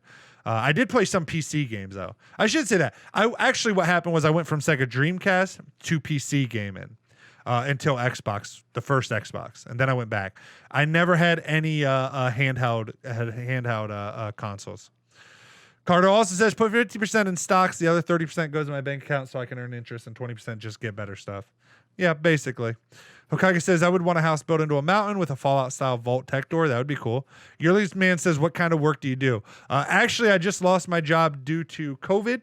So currently, the only thing I'm doing is creating content full-time, which does not pay the bills. But again, kind of as was my answer to making a bunch of money, me and the wife we live pretty modestly and don't spend a lot of money. So for the foreseeable future, we're fine. And I'm basically just trying to give full-time content creation a run, as it is starting to take off for me a little bit. I mean, at least to the point where I'm making money from it, which is more than a lot of people can say. And not saying that as a flex, but saying, so that's why I'm kind of starting to really pour into it. Very cool. And that's all caught up. Cool. Awesome. Yeah, no, I mean, I really like, I'm going to just say this right now. I really like how the community's coming in and asking some questions. It's kind of nice. Yep. It helps ease it up a little bit, because it's not all just me drilling you. Asking I don't know if my wife would like that either. I mean, who knows? She's probably never seen it before, so she can't say for certain. Well, yeah, go ahead. We'll leave that one there. Oh man. All right. So this is going to be a little awkward one, but I wanted to ask this one just for me, because I might just be the weirdo. But all right. So you are going somewhere and you do like to travel, but now my question is do you bring a specific pillow with you when you go places, like whether that's traveling or even like at home? Do you sleep with this like an actual special pillow, or are you the type of person that you can just go to somebody's house, crash wherever, they toss you a pillow, you sleep on it, and you're fine? Yeah, the latter. I can. I mean, I've my whole in order to travel when I was younger, before I started getting money and saving money in life and earning money Hmm. from stocks and stuff. It was done very on the cheap. I mean, a lot of my early things were just jumping in my car and just driving. I mean, the trip I talked about earlier to Key West, where I said that would be the one place I'd like. That whole trip, I drove down in my car, and I stayed in my car a lot of times, like in like I slept in it at pit stops, like what are not pit stops, what are they called, like on the highway, the restroom areas and stuff, rest Yeah, areas. yeah, yeah. You rest I've areas. Yeah. like I used to sleep in rest areas. I would crash at just friends' houses on their couches. I did big trips out west where I did a lot of that too. Right. So in my early days of traveling, I very much so I guess I would just say I've built. I mean, even today, I would have no issues like staying at a like a hosta or something. So it's just I have no issues crashing anywhere. I could sleep on a couch. I can sleep with no pillow on a floor with no blanket. Doesn't bother me. Interesting. Yeah, I'm the complete opposite, dude. I will say Literally, when I'm home, I have a specific pillow and I have a really nice pillow. It's like one of the like cooling gel because my head, yeah, my face gets warm. I have a preference. I mean, I love like the gel cooling pillows, nice, firm pillow. I like a firm mattress. But at the end of the day, right, it doesn't bother me to sleep on anything. I've also, with work, with my work, I traveled a lot of different hotels. So I've been in a lot of different hotel beds. So I've just kind of right, gotten used to soft, hard, whatever. I mean, everybody's different, like hotels and stuff. So I've just gotten used to it. Doesn't right, bother me a bit. right. Right. No, I was just going to add to that on my note. Mine, to be honest with you. So mine is a little bit different. So like, my entire life, yeah, I was kind of like just like a pickup pillow guy. I mean, I pretty much just laid my head on whatever, what I mean, stacked up, pickle pillows if I had to, what I mean, or whatever, just to make it work. Um, Yep. but when I met my wife, her and I mean, she's I don't even know how long, like probably her almost her entire life, they had what they call My Pillow. I don't know if you've ever heard of it or if it's Yep. I popular have. anywhere else, but Yeah. okay, so They're you have. popular. So okay, yeah. So I know in our area they are. I never heard of them until I moved here, but anyways, long story short, when I first met her family all used a My Pillow, right? And you basically go to this store, you lay down, on this mattress or whatever, they like right fit you is whatever you want to Yep. call Yep. it, and they basically right fit you for a pillow. Ever since I have done that, and I want to say for 4 years now, I would say at least 4 years, I have not ever went without my pillow. Like I don't know how to explain it. I can't explain it. It's magical. I laid my head down on that pillow, and after the first night of sleeping, I mean, neck pain, back, I mean, nothing. I mean, it was just gone, from all those years. So, anyways, I just wanted to add that in there. I was just curious. I didn't know if you were a special person, kind of pillow person, or if you were more of like fuck it, whatever comes down the Yeah. pipe. I I'll grab actually, and sleep on. yeah. Yep. And I have like used those pillows and stuff, and I agree. Some of them are fucking magical. But I would say that I almost purposely stay away from that kind of stuff, so that I can keep that again because I'm. Again, I know a lot of people in here like know me for my gaming and stuff, but like if I had to choose one thing to do the rest of my life, it would be like, like if Discovery tomorrow came to me and said, "Hey, we'll give you a traveling show to do on Discovery, but you got to leave everything else you do." I'm sorry, guys, but I would do it in a heartbeat. It's just I love traveling. Well, that would be Like, perfect because we would be buying subscriptions to Discovery so we could watch your content. Right, but I'm just like that. So I've almost purposely kept it so that because in order to, like traveling's expensive, as I'm sure most people know, Right. can get very expensive, especially if you're talking, plane tickets, hotel rooms. So I've always tried to do it. So I think I've almost purposely kept myself to the point where I can almost sleep anywhere. That's why I don't get a lot of that stuff because I want to be able to sleep anywhere, fall asleep, no issues, that kind of stuff. I don't know if that makes sense. I mean, it does. I mean, yeah, it totally does. I just find it interesting. You know what I mean? Like that's the whole principle behind this is I really, really like that. I see there's a lot of chat going on. Yeah, I'll catch up on the chat, I guess. Carter Newsline says, I see. Well, I guess after Nintendo, I went to mobile gaming. I hope you get a new job and stick with streaming. Y'all are pretty good at it. All right, what you do. Thank you, thank you, thank you. Yeah, the podcast we do on Sundays, I don't recognize the name, so I'm assuming you're new around here, but every other night I do games. Sunday nights we do the podcast, but thank you. I appreciate the kind words. And yeah, we'll get a new job eventually. I'll get one whenever I need to. If I need to. Hokage says sleeping in cars is underrated, assuming it's a clean car. Mine are always a clean car. Even with kids, I bitch at them all the time to clean my car if they get it dirty. But I'm a pretty neat person. Yeah, I have no issue sleeping in a car. I actually think, to be honest, it's quite comfortable to throw back your seat and just fucking fall asleep. Alex says hostel and couch surfing, such a great experience, honestly. Plus the social aspect of it. Exactly. That's why I don't do it as much nowadays, because, I have more money and I normally just grab a hotel room because it's easier. And sometimes there can be some riffraff at hostels and stuff, but I love it for that social experience. Side note, I don't know, and I'm assuming there's some people listening to this that have no clue what you're talking about. So what is that exactly? What is what? A hostel or couch surfing? Yeah. You don't know what either is? Well, okay, hostels are like a hotel, kind of. Not really. It's basically someone has a big space with a bunch of beds. But instead of you having your own room, everybody sleeps in one room. You just get a bed, basically, for the night. But like they also Airbnb, but one big group and room. Yes, kind of. But they normally have they tend to be a lot more of the people that tend to frequent them tend to be marijuana or mushroom LSD type users. So it's almost a what would be the word? I don't want to say a cult. That's not the word. But a purposeful. People purposely use hostels because they know typically you're going to be allowed to smoke weed there. You're going to be allowed to take LSD, psychedelics at them without any issues. Most of the other people there are going to share in it with you if you bring some. They have like places set up for campfires. It's kind of more outdoorsy setting. A lot of times they'll be like in woods and stuff. At least most of the ones I've frequented, they tend to be off the beaten path. I was going to say, so are these not like, and they're super legal? Cheap. Like you can, they're legal. I mean, the drug use isn't, but they're legal. But they're super cheap also. Like you can get a bed for the night for like $10-15. And again, they'll have like a community kitchen. Some of them will have a community kitchen or, like they got more than just the room where you sleep.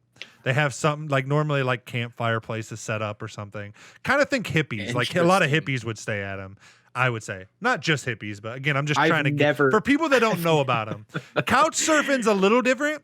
A lot of people, there's like websites completely designed to this. It's just like a lot of people will offer up their couch for free for people to crash on. And again, like most of the time it's free. And like you normally do it, like most people in the community, they do it as well at their home. And it's just a great way to meet new people. Like normally the hosts are super cool. Like they'll cook you a meal and stuff like while you're like kind of like with the area you're in, like something like there's just people being cool people, honestly, in my opinion. Again, more hippie vibe, I would say. So you got to be down for that kind of vibe. Sign up, you do all this shit, and then you basically like you would Airbnb, except it would be like you just come and hang out with not paying them anything potentially, and just chilling and crashing on their couch for the night, meeting them, them hanging out, eating meal with them. Yep. Basically. Interesting, dude. And I mean, it varies. I mean, it can be. It can be, I've had some poor experiences and I've had some not so poor experiences. It depends. I mean, you're not getting the hotel experience where it's kind of, what to expect, what to get.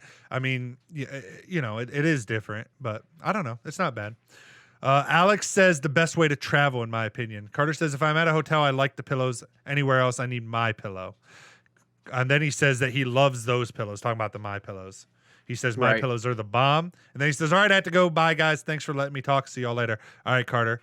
Hokage says, would you give me a shout out? Yo, Hokage in the chat. There you go. There's your shout out. Alex says, hostels is usually community room. Max I've been in is 50 beds in Berlin. Couch surfing is living to someone's apartment's couch, actually, or spare room. Yeah. Princess says, that sounds like some kinky stuff. I mean, there's definitely some, like if you're younger, it's a great experience. Like you can have a lot of fun one night stands and stuff.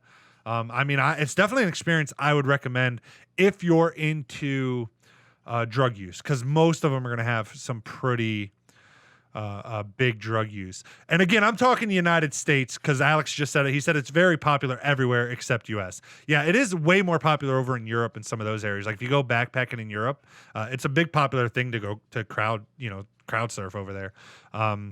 But how do you not? I mean, like my mind instantly goes to like fear. My mind instantly goes to. I mean, again, I'm American, so I guess maybe that's what it is. But like my mind instantly goes to like somebody robbing me, taking my money. You mean what I mean? Like not necessarily harming me, but in the terms of like like I said, robbing me. You mean doing something like that? Why is that not?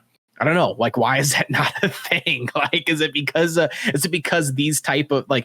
I don't want to say these type. That's negative. I'm saying like, is it because of the type of people? You mean like that are hosting these things, or that are going to these things? Is it just because the type of people they are? You said more of that hippie laid back vibe. They're more trusting and opening, and that's kind of the way it is. And nobody's really abused that system. Like, I mean, I feel like somebody who's like a serial killer or something. Like that would be the best way to do it. Yeah. Let me, Alex D says not all drug use. What the fuck? Well, again, Alex, I'm talking more on the United States side. I would say the United States side, hostels are definitely, and I don't mean like bad drug use, like heroin and stuff. You don't normally see that. But most of the hostels I've gone to in the United States, almost all of them, there are people just right out in any of the community areas smoking marijuana. Psychedelics, that's more of a sometimes at some of them I've seen it, other times, not. I will say any of them I've been to, if any of them get out of control, I have seen the host kick people out. So again, I'm only speaking United States hostels and stuff. I'm not talking crowd surfing. I was talking specifically hostels with that. Crowd surfing tends to be a little bit, you're not normally going to an individual's house, and although I have, but you're not normally going to an individual's house and doing drugs. So that, Alex says it's more student cheap way to travel. You live downtown, you meet tons of travelers. Again, that's more, I think, like over in Europe and stuff that is popular. And it is like that a lot more. Like I think I even said a lot of backpack, like people that do backpacking across Europe, they'll do hostels and couch surfing. But again, I'm the ones I've only stayed in hostels and couch surfed in the United States. That's me. Yeah, that's crazy. But yeah, to answer your questions, Kodeations, again, I would say, and I'm not saying anything bad about them here in the United States. Like, I'm just saying here in the United States, definitely drug use, mainly marijuana, sometimes psychedelics. But then on Kodeations' note, to answer your question, I don't know. I mean, most of the time, most of the people there are kind of like, just like he said, students, cheap way. Most of the people there are younger people. And so they're not normally... And they are more that hippie vibe, again, at least here in the United States. And again, the ones I've been to. And I will even preface that saying I've always been a big pothead and I've always been into psychedelic use. So I've always seeked out hostels and stuff around that. So I might even be biased in what I'm saying. Right. And I understand that. But most of it is very much that hippie culture that I've been to, which is they're more just down, like share a joint with them and you're cool. There's a lot of poor students traveling around for cheap in the United States. So they're just, they're not really worried about the money per se or trying to rob somebody, or they're just trying to, have some fun in life at that time in their life, basically. So I don't know. I've never, the worst I've seen is some bad trips on some psychedelics. But again, the hosts are pretty cool about handling anything. I've never had any issues personally, and I've not done it a ton. I mean, it's just been an option I've used occasionally to travel for cheap. Right, which is very, very interesting. Yeah, I mean, that's a completely different world, like from what I've done. I mean, the first time me and my wife ever, well, even myself included. I mean, like obviously, like I've slept on friends' couches, you know what I mean, and I've went to parties, and woke up at somebody's house or something, you know what I mean, like that kind of stuff. But as far as like actually doing it on purpose, or traveling, or do something like that, I will say I think my very first time of doing something like that was actually Airbnb.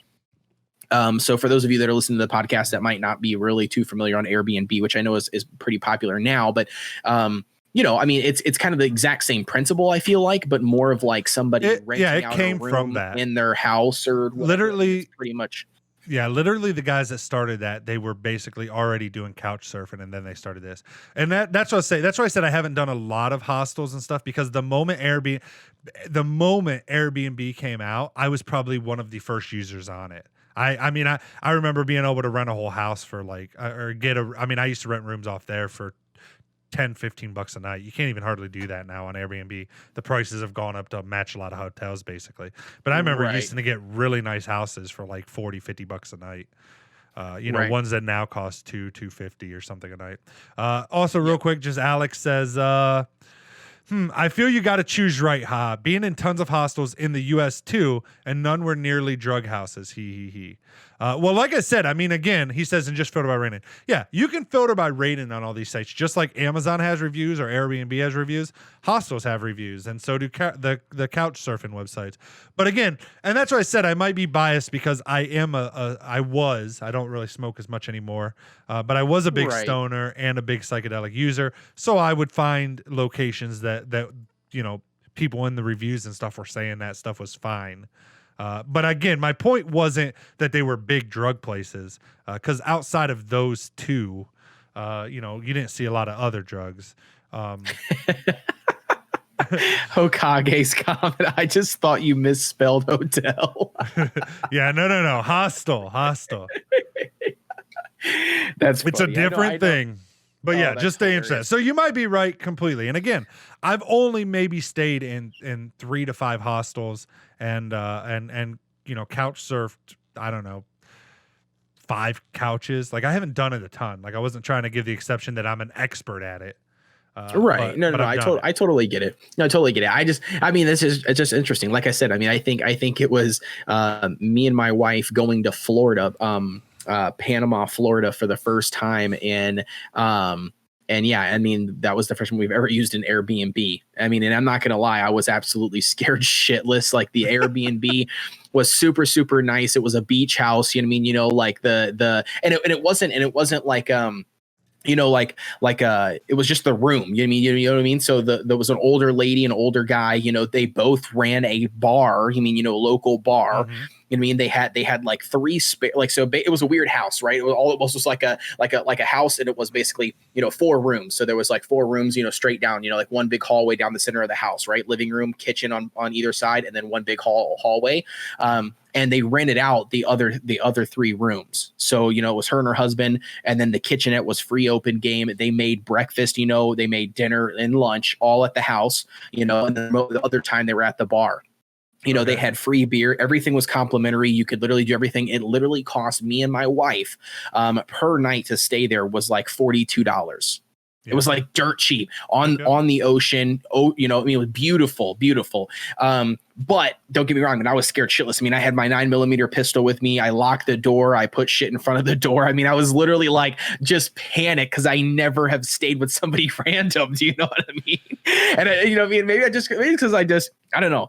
All growing up, I didn't grow up, in the nicest of places, as far as, like my mom being hooked on drugs, and all that kind of stuff, so I grew up around a lot of, shady, violent, kind of like, individuals, growing up. And I don't know, I have that, I have that shadow on my shoulder, that's always kind of like, like trying to actively, prevent something from happening, So it's very interesting to hear that side of the things, like you're kind of more open to that sort of thing. You know what I mean? And that's cool. Very cool.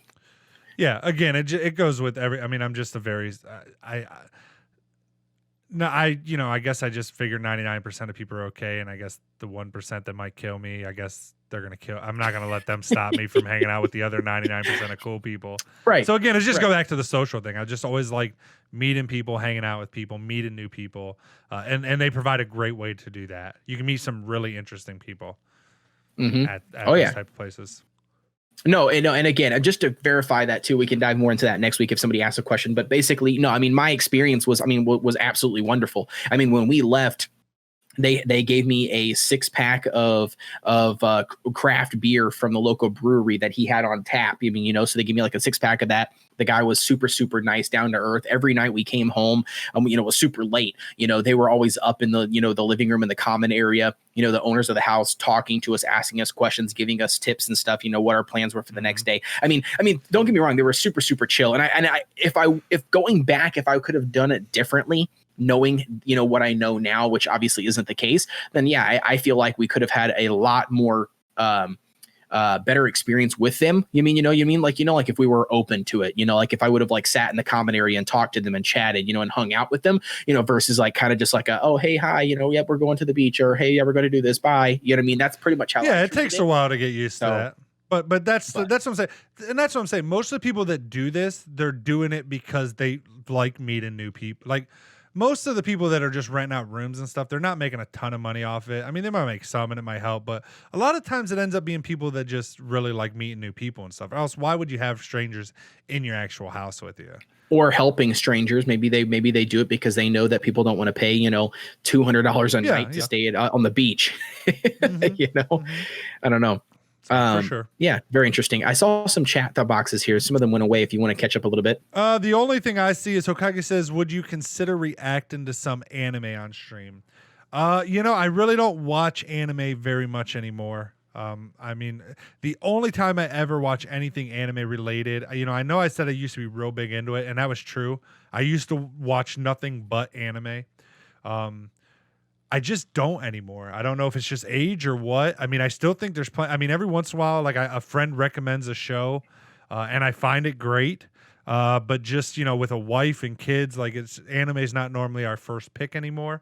And then outside of that, the biggest reason like for reacting to it on stream isn't even that per se. It's the fact of just everything with copyright stuff is getting crazy, not just on like YouTube and stuff anymore, but even on like Twitch on live streams, and like people are getting hit left and right for copyright stuff. And I mean, I uploaded a video the other day, a recap gaming video to YouTube, and it literally had 3 seconds of like a song in it, which I thought you could do. I thought as long as it was like under 10 seconds or something, and it was like in like, not that wasn't the sole content, but it was like you were using it for like a meme in a video, like in a gaming video per se. I thought that was fine, but they flagged it immediately, copyright ID'd it, took the full monetization of that video.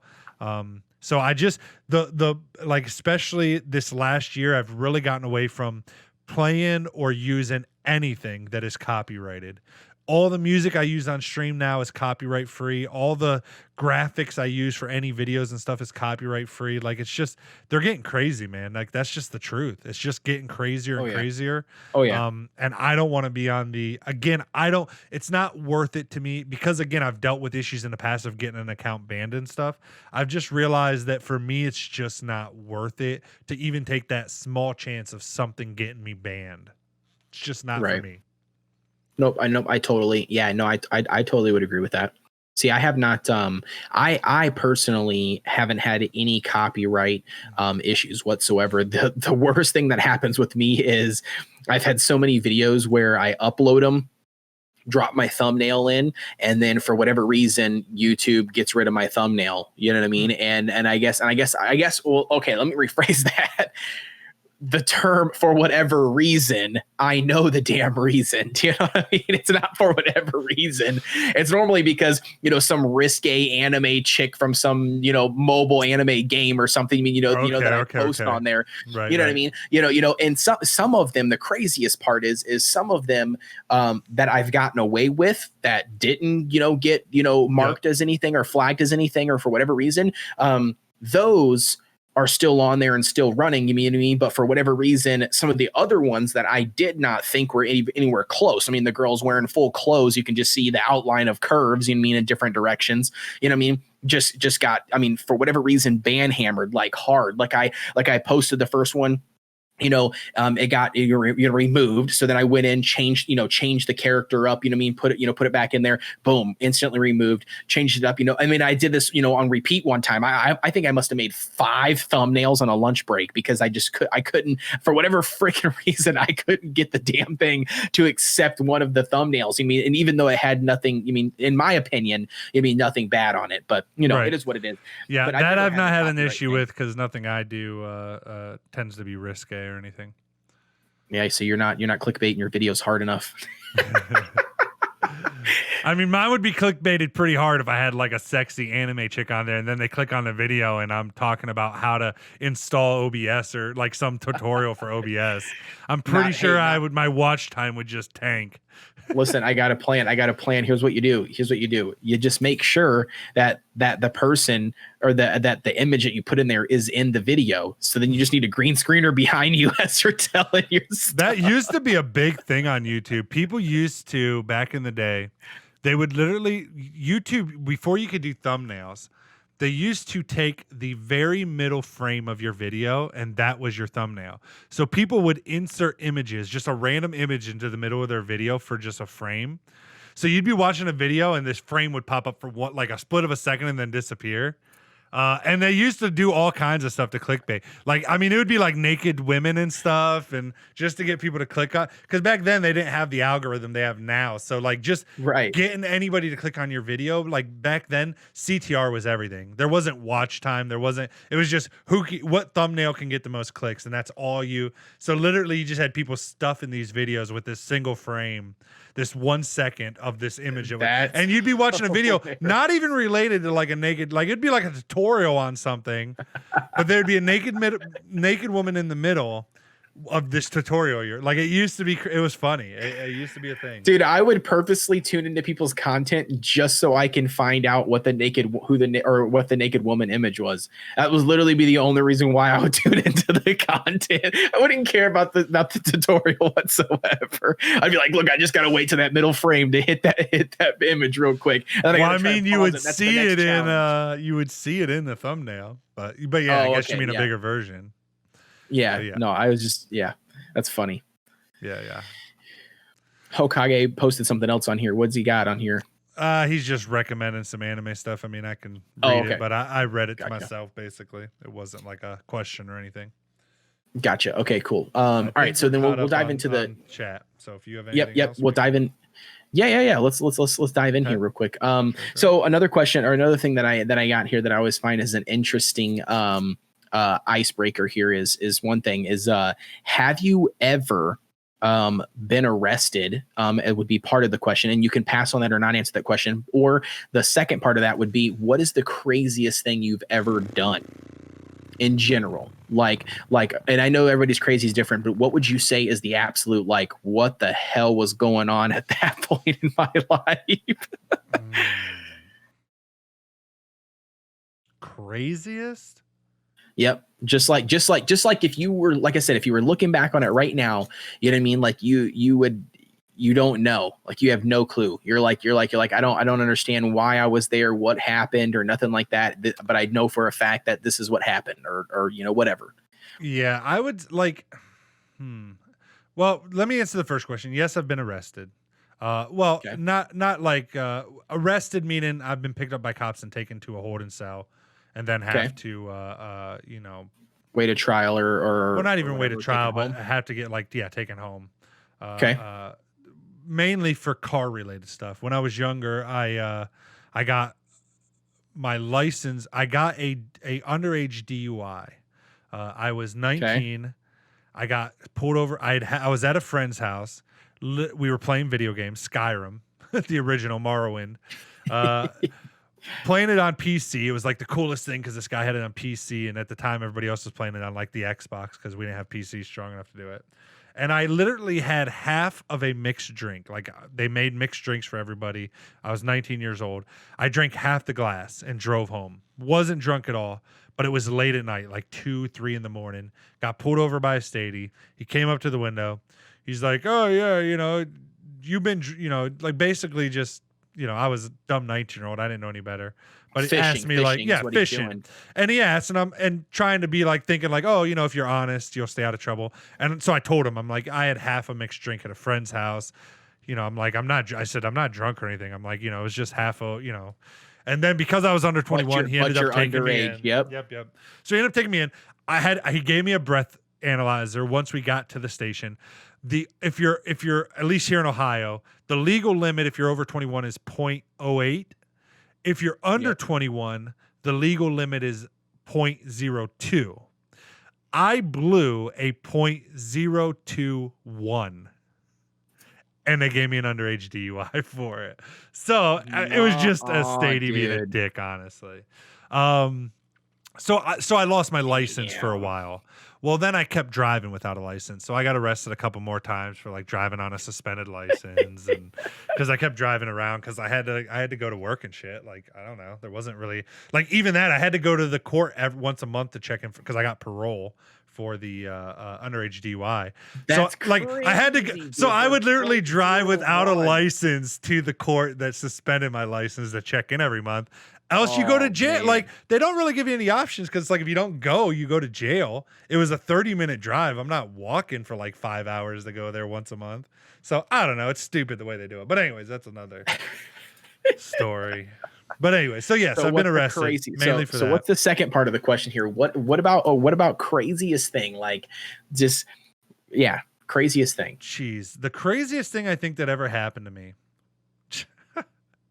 was one time I gave this lady a ride home from work. I was young. I was like 19. I was working at a call center for sales, doing sales. Okay. And this older woman there needed a ride home, was asking people to give her a ride home in the office. I agreed. It was this old Greek woman. And I mean like 350, like 300 pounds, 350 pounds, old Greek woman, begging people to give her a ride. I felt bad. I'm like, okay, I'll give you a ride. So I gave her a ride home. Then she came into work and was like so thankful and like kept bugging me all day. And when I say older, I mean, she wasn't like super, like let's say I was 19, 20, that age, 18 to 20, somewhere in that range. She was probably like mid 40s. I don't know. Okay. But So was not- like, so you know, not old, super but cougar old. Yeah.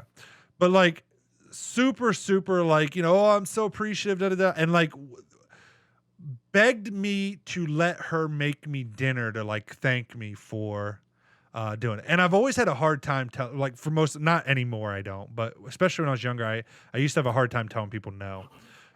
So I finally agreed, just to kind of get over it. And basically she, you know, I'm gonna say it. She kind of raped me a bit, but not like 100% rape. But like Me Too movement. hashtag like she basically like jumped on me like, and she was again. Like when I was 19, I was like 6'1" and like a scrawny tech nerd gamer kid. You know, so think of like Mike and Ike today. I hope he hears this somehow. But no, just kidding. I'm just kidding, Mike.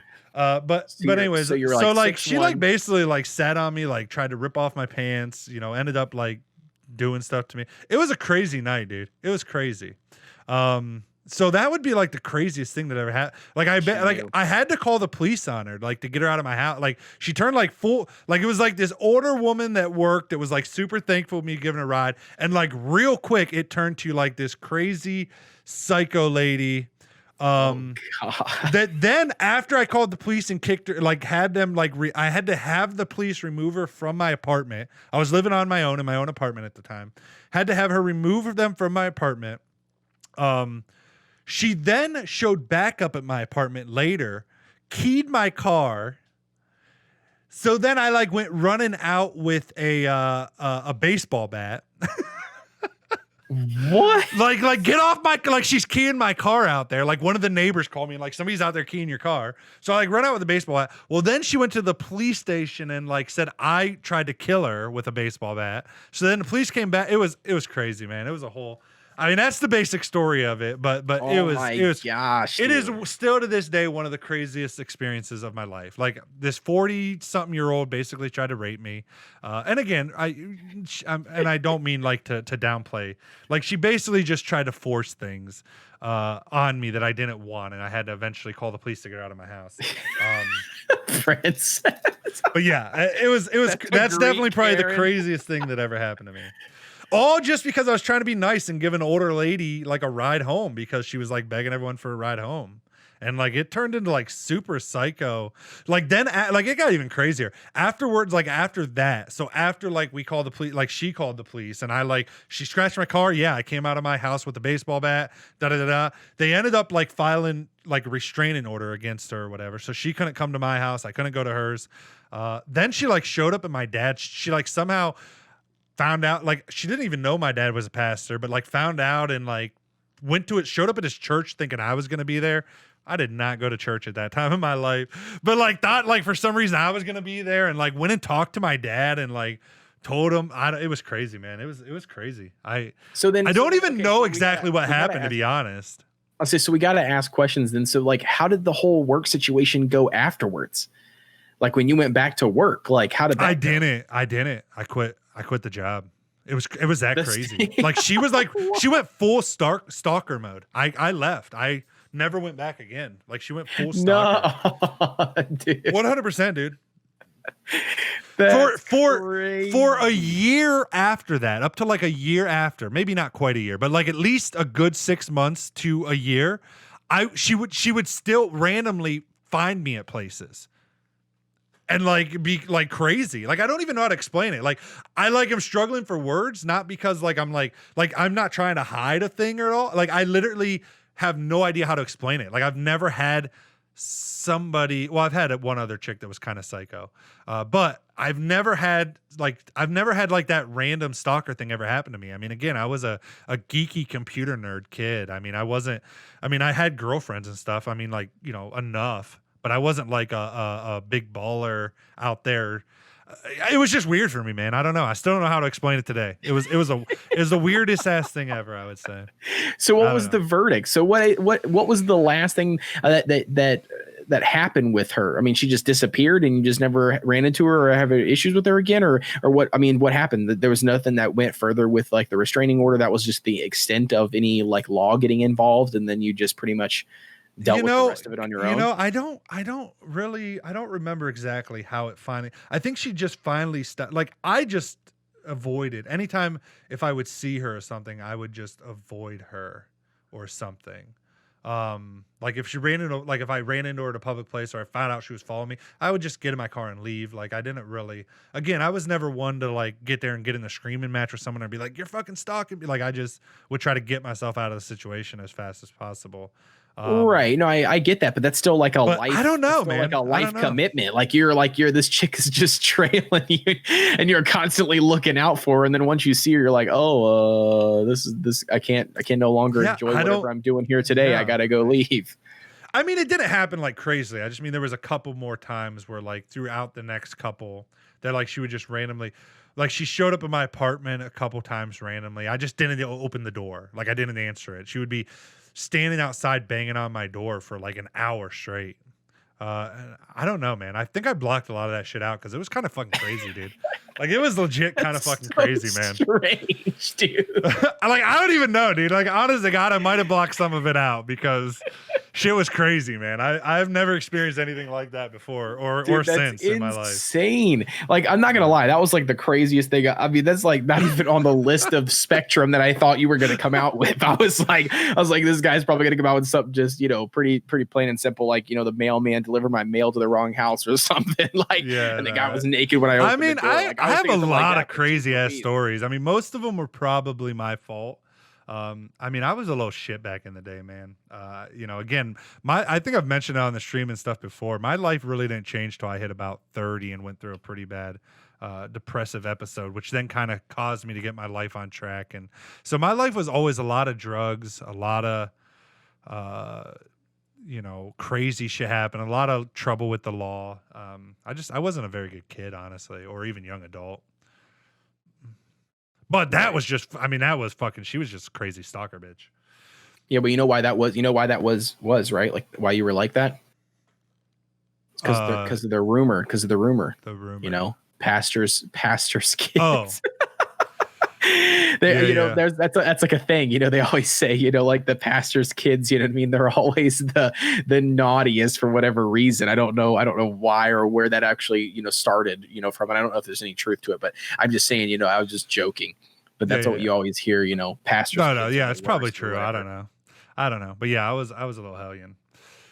Princess says, I think that's smart. She sounds psychotic. She was definitely psychotic. Princess says, well, this is your lesson on why you shouldn't be nice to people. I'm still nice to people. I just learned to be a little more cautious with especially like members of the opposite sex, I guess.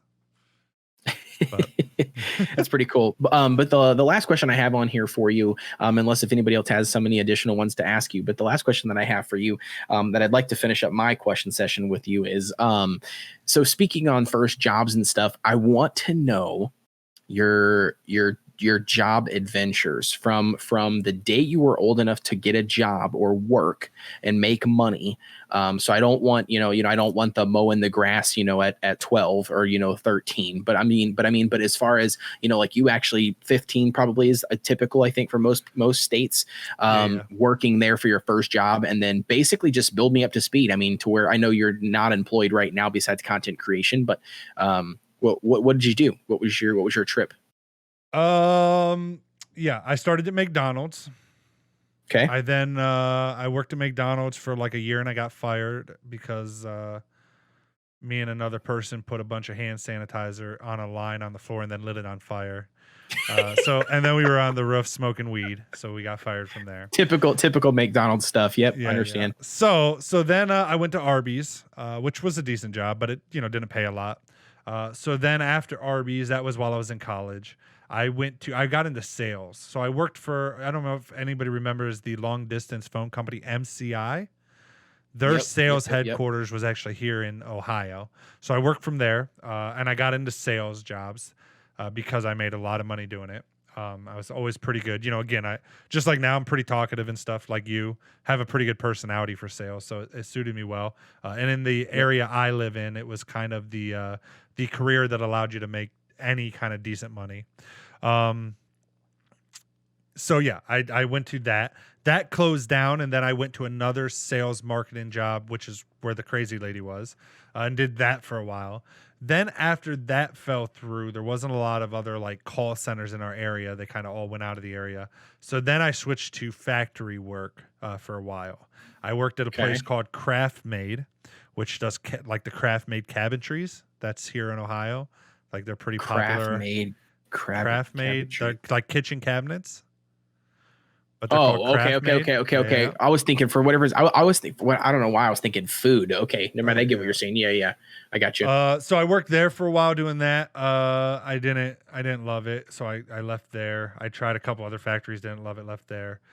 Then I got into internet marketing, which was my first company I did. I did internet marketing for probably like from the time I was, I want to say like 20 to like 25-ish, 24-ish. I did that. Can I interrupt you for 2 seconds? What brought you to internet marketing from coming from like factory work? Well, again, growing up and stuff, we got a computer. I think my dad got our first computer when I was 6 or 7 or maybe 8. I don't know, but pretty young. And I just fell in love with computers. I've always been on computers and gaming. It just there wasn't a field in Ohio. There wasn't really tech stuff in Ohio. I mean, there's still not a lot of. And so the internet started becoming to the place where money was starting to be made on the internet. And so it just kind of went hand in hand. I loved doing it. I found out you could make money online doing stuff. And boom. So it just it happened accidentally, honestly. I just started fooling around making like websites. I used to do a lot of coding, PHP, HTML. People started, I'd make websites. I was on internet forums chatting with people. People found out I was pretty good at it. They started asking me to do it for them. They started paying me to do it for them. Like at first I just did it for free. Then people started, like I got so many requests that basically people started paying me to jump over other people to get their stuff done first. And it just kind of compounded. And then I got to the point where I realized like I was building a lot of websites and stuff for other internet marketers who were like making affiliate. Because back in the day, you didn't have ads on like Facebook and stuff. You had like websites and then you bought ads on Google and pointed them to a website. So people would make like affiliate websites. And so when I realized what they were doing, I just said, well, why don't I just make them my own websites and do this and make the money myself? And so I was actually working at a factory, another factory, a steel mill. and we got laid off. They shut down because steel went out of Ohio as well. And when they shut down, I was on unemployment, making like $200 a month. I was freshly married to my high school sweetheart. She had a daughter, and I needed to make money, and I was like, fuck. So I was just like, again, I was making some money doing that for people. So I was just like, fuck it, I'm gonna try to make my own. And I like made my own, and it worked. People started signing up for the affiliate offer.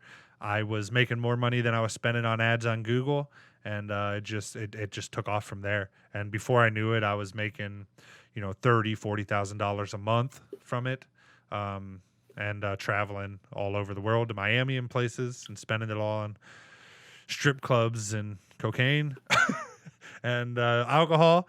And it just kind of took off on its own. Interesting. Just kind of because of my knowledge of computers and stuff my whole life, and coding specifically. Mm-hmm. So, but yeah. And then after that, I went through a bad divorce with my first wife, and I basically fell into depression and let that business fall apart. So then I tried to go back into like the regular work field. So I didn't want to go back to a factory. So I went into retail. I figured I'd try that out, and I decided to. So I became a assistant manager at a Dollar General, and I hated that. I thought, this is horrible. So I literally one day I just couldn't take it anymore, and I handed the store manager, my keys and walked out. Said I'm done, and went and put an ad in the paper for electrical work, and started doing residential and commercial electrical work. Without electrical license, or did you have one? No, I didn't have one. Oh, okay. Yeah. So I did that, and then Is that illegal or what? I'm confused here. Probably, I don't know. Okay. So I did that. I basically then started up my own electrical business, and did that for like 4 or 5 years. And then I transitioned from there to the job that I just lost. They were looking for an electrician. I was kind of tired of doing electrical work because it was owning my own business. It was a lot of hours. I'd basically work, 7, 8 in the morning till 4 or 5 in the evening, and then I'd have to do like estimates and stuff all evening long for other jobs. So I was just kind of burnt out, and it wasn't something I loved doing either. So when this opportunity came around, where this company approached me saying they needed someone that knew electrical, that was also kind of, tech smart and stuff, just kind of fit. And they offered me really good pay to join them. And I was with them for 7, 8 years, somewhere 7, 8 years until, because of COVID, I just lost that job. But plus it gave me other benefits besides money. The main being travel. I got to start traveling a lot more with them and stuff. And that's Gotcha. kind of it. So I've done a lot of different stuff, man. I've worked at a lot of different jobs. I get bored with stuff pretty easily, so I switch a lot. Oh, I know. Trust me. I know you get bored. Yeah. Very cool. Yeah, very cool, man. That's a very interesting story. Like I said, I mean, I don't know what questions I'm going to have come my way, so I don't want to dive too deep into my situations and stuff. But yeah, dude, it's very, very cool, man. I don't know about you, man, but I enjoyed it. I mean, I don't know if you want to cut it here, if we want to still ask questions or what. I mean, we've been going for 2 hours now. I don't know. Yeah, that's fine. I mean, if that's your I'm questions for whatever. or whatever, that's fine with me. I'll just catch up on chat then. Princess says, "Oh my God, me and my friend Megan did that at work, laughing my ass off. She developed a weird obsession with hand sanitizer and lit the counter on fire, laughing my ass off." I mean, I didn't have a weird obsession with it, Princess. I literally just, me and a buddy, we I don't even remember how we like realized that it was flammable, but we were like, oh shit. So we were like, oh, it would be cool to make a line of it and light it and then like watch it. So we did. And again, I don't even think that was really what got us in. I think that was the icing on the cake. The main thing that got us fired was going up on the roof smoking weed while we were on shift. Cause I always work like the night shift. So yeah, that was the main thing because we went up on the roof. But Interesting. And then Yearly Man says, any good local co-op games for Xbox One? Oh, fuck, dude. You think I remember that from Xbox One? You know what? There was a super fun party game on Xbox One I remember playing all the time. There was this one match where you were like in these little cage balls as players. You had to try to knock each other off the platform into like the water or fire or something. But I have no idea what the fuck it was called. Wait. When he's saying Xbox One, is that the? Oh, wait. I'm thinking of the original Xbox. Yeah, the newest one. I haven't console games since Xbox. I had a 360 for about 3 months, and then I got a gaming PC. And I never have touched a console since then, outside of a Nintendo Switch. So yearly, man, I guess the only thing that I could throw at you would be so I actually own an Xbox One X, and I own the original Xbox One when it launched. And I have played a lot of co-op games. I don't know. I mean, that would be hard. I mean, that would be really, really hard to pick and choose what are really, really good. I mean, and I guess when you say co-op, are you only referring to, you and another player? You know what I mean? So you're not referring to, like there's other players. Fusion Frenzy. Sorry, that's what it's called. Alex D says, I know that game. Don't remember the name. Oh, he just said it at the same time as me. Yep, Fusion Frenzy. Yeah, I just Googled it. yeah. That funny. Shit was a blast, man.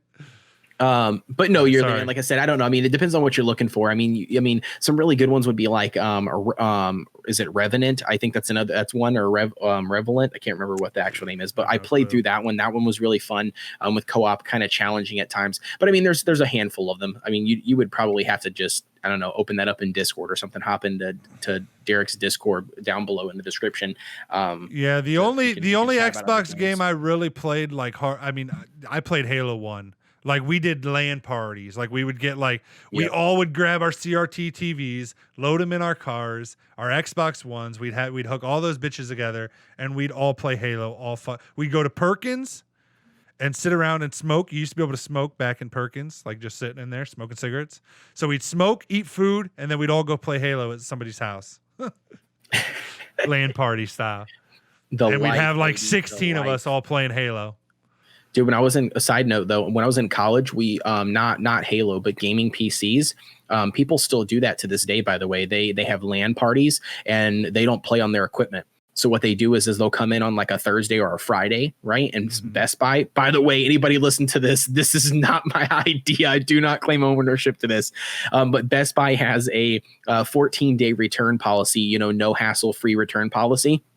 And so what ended up happening is I used to work at Geek Squad, for those that don't know, but basically, and this still happens to this day, we would have like 5 guys come in, right? And they would pick up and buy like whatever the top gaming laptop is right off the shelf. Right. And then they'd buy like 5 or 6 Ethernet cables. Do you know what I mean? And then buy like, TVs or, whatever they were going to, do. And right. then they would go home on that Thursday or Friday. And then over the weekend have like a massive LAN party, you know what I mean? And then on Monday or Tuesday, they'd have one person come back with like 12, gaming laptops, with all the shit that they had bought and return it all because Best Buy has a 14-day guaranteed return policy. Whether you just don't like the item, not satisfied, whatever, you don't have to do anything. There's no hassles. You could bring anything back to the store and get your money, even like buyer's remorse. It doesn't matter. And that's literally what people do all the time from our local colleges here. They would literally go and buy the top of the line game PC, download League of Legends or whatever game they're playing, grind out on it for the weekend, and then return it all. That's funny. Yep. And then, Best Buy loses all that money because then they have to turn around and sell it out as a, open box item. Yep. That's funny. That's funny. Hokage says, by the way, for next week, where is the questions thing? I had trouble finding it. I asked in the Discord, and I also put it on my Twitter. So you should be able to find it on my Twitter or on the Discord. Or you can DM me questions, or you can just bring them with you, dude, and ask in the chat. I mean, I'm pretty good at, unlike Kodeations, I see all the chats right here on my main screen. Yep. So I have no issues being able to see anybody's chat that they're saying. Sometimes I don't respond to you guys right away, but that's just because me and him's going back and forth. But I see everything the moment you guys post it, whether you realize I do or not. I just don't always respond right away. So honestly, for those that are already here that might have questions for Kodeations for his next week, I would just say bring them with you, honestly. I'll have questions. I'll start asking him questions, and then I'll just pull questions from you guys as you guys ask them. That I would say that would probably be the best. I think that's the best. I really like the way that went tonight. I mean, because I mean, I had what, I don't know, 7 to 10 questions, out that we elaborated on. And for the most part, I don't know, I enjoy when they were throwing questions out, because it kind of just adds on to the comment. And not only that, this is for them, I mean, they want to ask the questions that they want to know. So yeah, well, I'm going to be completely selfish, and I'm only asking, I mean, all the questions I come up with are going to be for me. To ask you of things I'm curious. Oh, that's about. Totally fine. Yeah, so, no, that's totally fine. Well, so they got to bring their own. Yeah. I guess that's what I was. I guess I want to rephrase that. My questions that I asked you, or obviously questions that I was interested in asking you that I didn't know the answer to for the most part, But yeah, no, I thought it was fun. I mean, I enjoy learning more about you and knowing more. And like I said, not only that, I mean, the stream and viewers and everybody else get to know more about you too. So not just diving into whatever crazy topics we come up with every single video. Right. Yeah. Which I enjoy the topics too. So it's all fun. Oh, yeah. Too. This is what I think this is episode. I think this is our 11th podcast of the OMG podcast. So, I mean, we're still figuring it out. We're still episodes already. I think this is the 11th. I can double check real quick if you give me 2 seconds crazy, here to pull dude. it up and see. Yeah, this is episode 11 of the OMG It's Derek podcast. I know you missed 1 or 2 where I think Wolf filled in, Wolf filled in 1, and I think Barb filled in 1. So for you, it might be why you don't realize it's 11. But I think the rest of them you were still all here. Though that's still crazy. So like, yeah, it 9, is crazy. I mean, that's still crazy. Yep. So you've been here 9 out of the 11. But yeah, I believe this is the 11th one. So, but we're still, that's what I said, we're figuring it out. We still got to figure out your camera though. That is definitely something I think, like I said, I don't know any other way to do it other than you streaming it somewhere, but we'll figure that out. Yeah, we just have to get that. I was gonna say we have to get that HD coming through, because I don't know. I want to look more. I want to look more like you. I agree. Not you. Well, a lot of that's the lighting. I mean, I'm very evenly lit, which you can definitely tell like you're not, which is not a bad. But I'm saying, I mean, I have 2 huge soft boxes, which are then reflect. So I'm getting a beam of light from a big soft box like this that is hitting my whole, all the way up and down on both sides of me. Where yours, I think, because you said they're so small, are probably more spot oriented than they're going to be fill. Right, but I'm just meaning like the quality that I see in my OBS versus the quality that comes through Zoom is completely different. Yep, makes sense. Yeah, and that's what I said. I think if you like streamed it to like a Twitch or something, a secret page, or you might even be able to do private streams where then you can share the URL to only a single person. I'm not sure. I think they have some things like that. But either way, we'll figure it out. But I think that'll be more on your end of having to set up an account to stream to that then I can pull it from. Right, which would be fine. But with that said, then I think that's it for tonight's podcast. Again, that was these are this one and next week's are kind of special. AMA, Ask Us Anything. Kodeations next week. Then we'll probably be back to like topics or whatever else we figure out. But again, if you guys have any questions for Kodeations for next week, bring those with you. If anybody has anything else they want to say now, you got a couple seconds here to hurry up and get it in the chat before we end. But I think that's going to be it. Anything you want to wrap up with or anything, Kodeations? You want to throw out any of your handles, where people can find you? Of course on the interwebs. And all that. Yeah, man. Anybody that's listening to the podcast, as always, I do mobile gaming content, so I cover a variety of different mobile games. We've got I'm super excited for some of the mobile games that we have coming up, like the new Diablo Immortal game. So I don't know if you're going to check that out, D, on mobile or not, but I'm super excited for that. And then, you can find me at Kodeations, so youtube.com/Kodeations. I do have a Twitter as well. You can join me over there, and that is Kodeations, as well as a private Discord that goes with my YouTube. So, but yeah, like I said, I do all pretty much mobile gaming content. And then, other than that, I do the podcast as well here on Derek. Most of the time, me and D are the host. We try to co-host it together for the most part. But yeah, like I said, there's times where I can't fill in. But other than that, that's pretty much it. Yep. And for everybody on the interwebs trying to find me, the best way to do that is just to go to my website, omgitsderek.com. There'll be links to all my socials, my YouTube channels, my Discord channels, my photography stuff, everything's pretty much on there. It's kind of my one-stop shop for everything. So that's definitely the best way to find me. Thank you guys as always for tuning in. And to finish us off, Princess asks one last question. Who's your favorite Power Ranger? Yo, we can both answer this one. Definitely Red. Like, I hate to be like that guy, but definitely Red for me. Definitely Red. Listen, I'm 100% mainstream, and that is going to be the White Ranger. I mean, that just hands down. White Ranger, the center guy, I forget his damn name. What was his name back in the day? Justin, wasn't that his name? Wait, wasn't the red guy the center guy until the white showed up? What? Wasn't the red the original guy until the white showed up? I don't think so. Because I think forgetting. It might be. I'm pretty sure that it was Justin though was his name, but it was like he was like, I mean, he was white, but then he had like, you know, like the gold, you know, trim on his chest and everything, you know, and I'm pretty sure I remember him. Original. I'm pretty sure he was in the original. I don't think he was. So I'm looking now. The original had red, yellow, blue, pink, and black.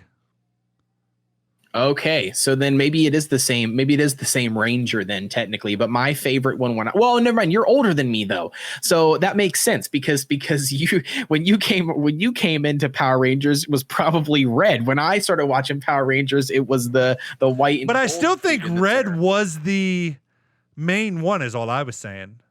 I don't think white was ever the main Power Ranger.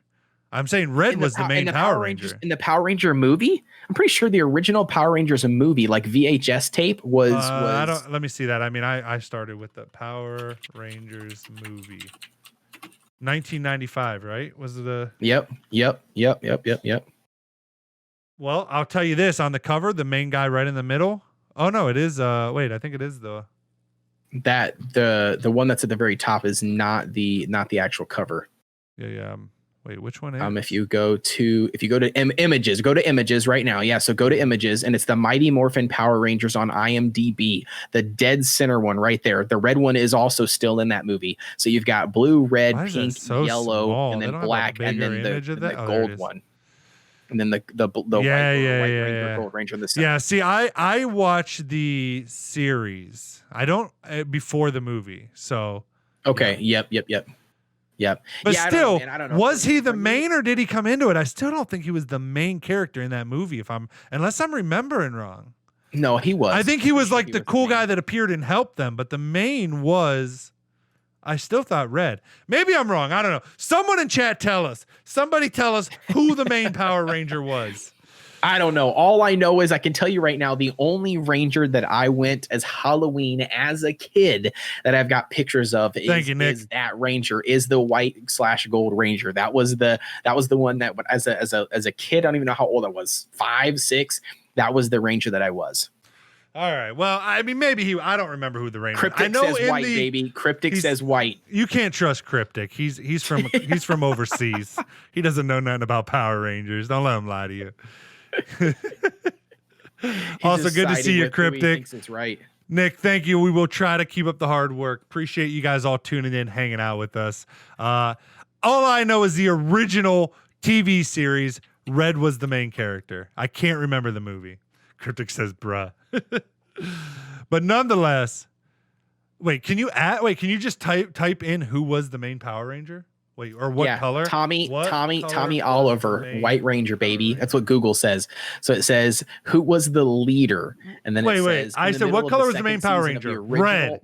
This says red as soon as What? It says I typed in what color was the main Power Ranger. The first result on Google says red. Mostly red is symbolized as the team lead color in the Power Rangers.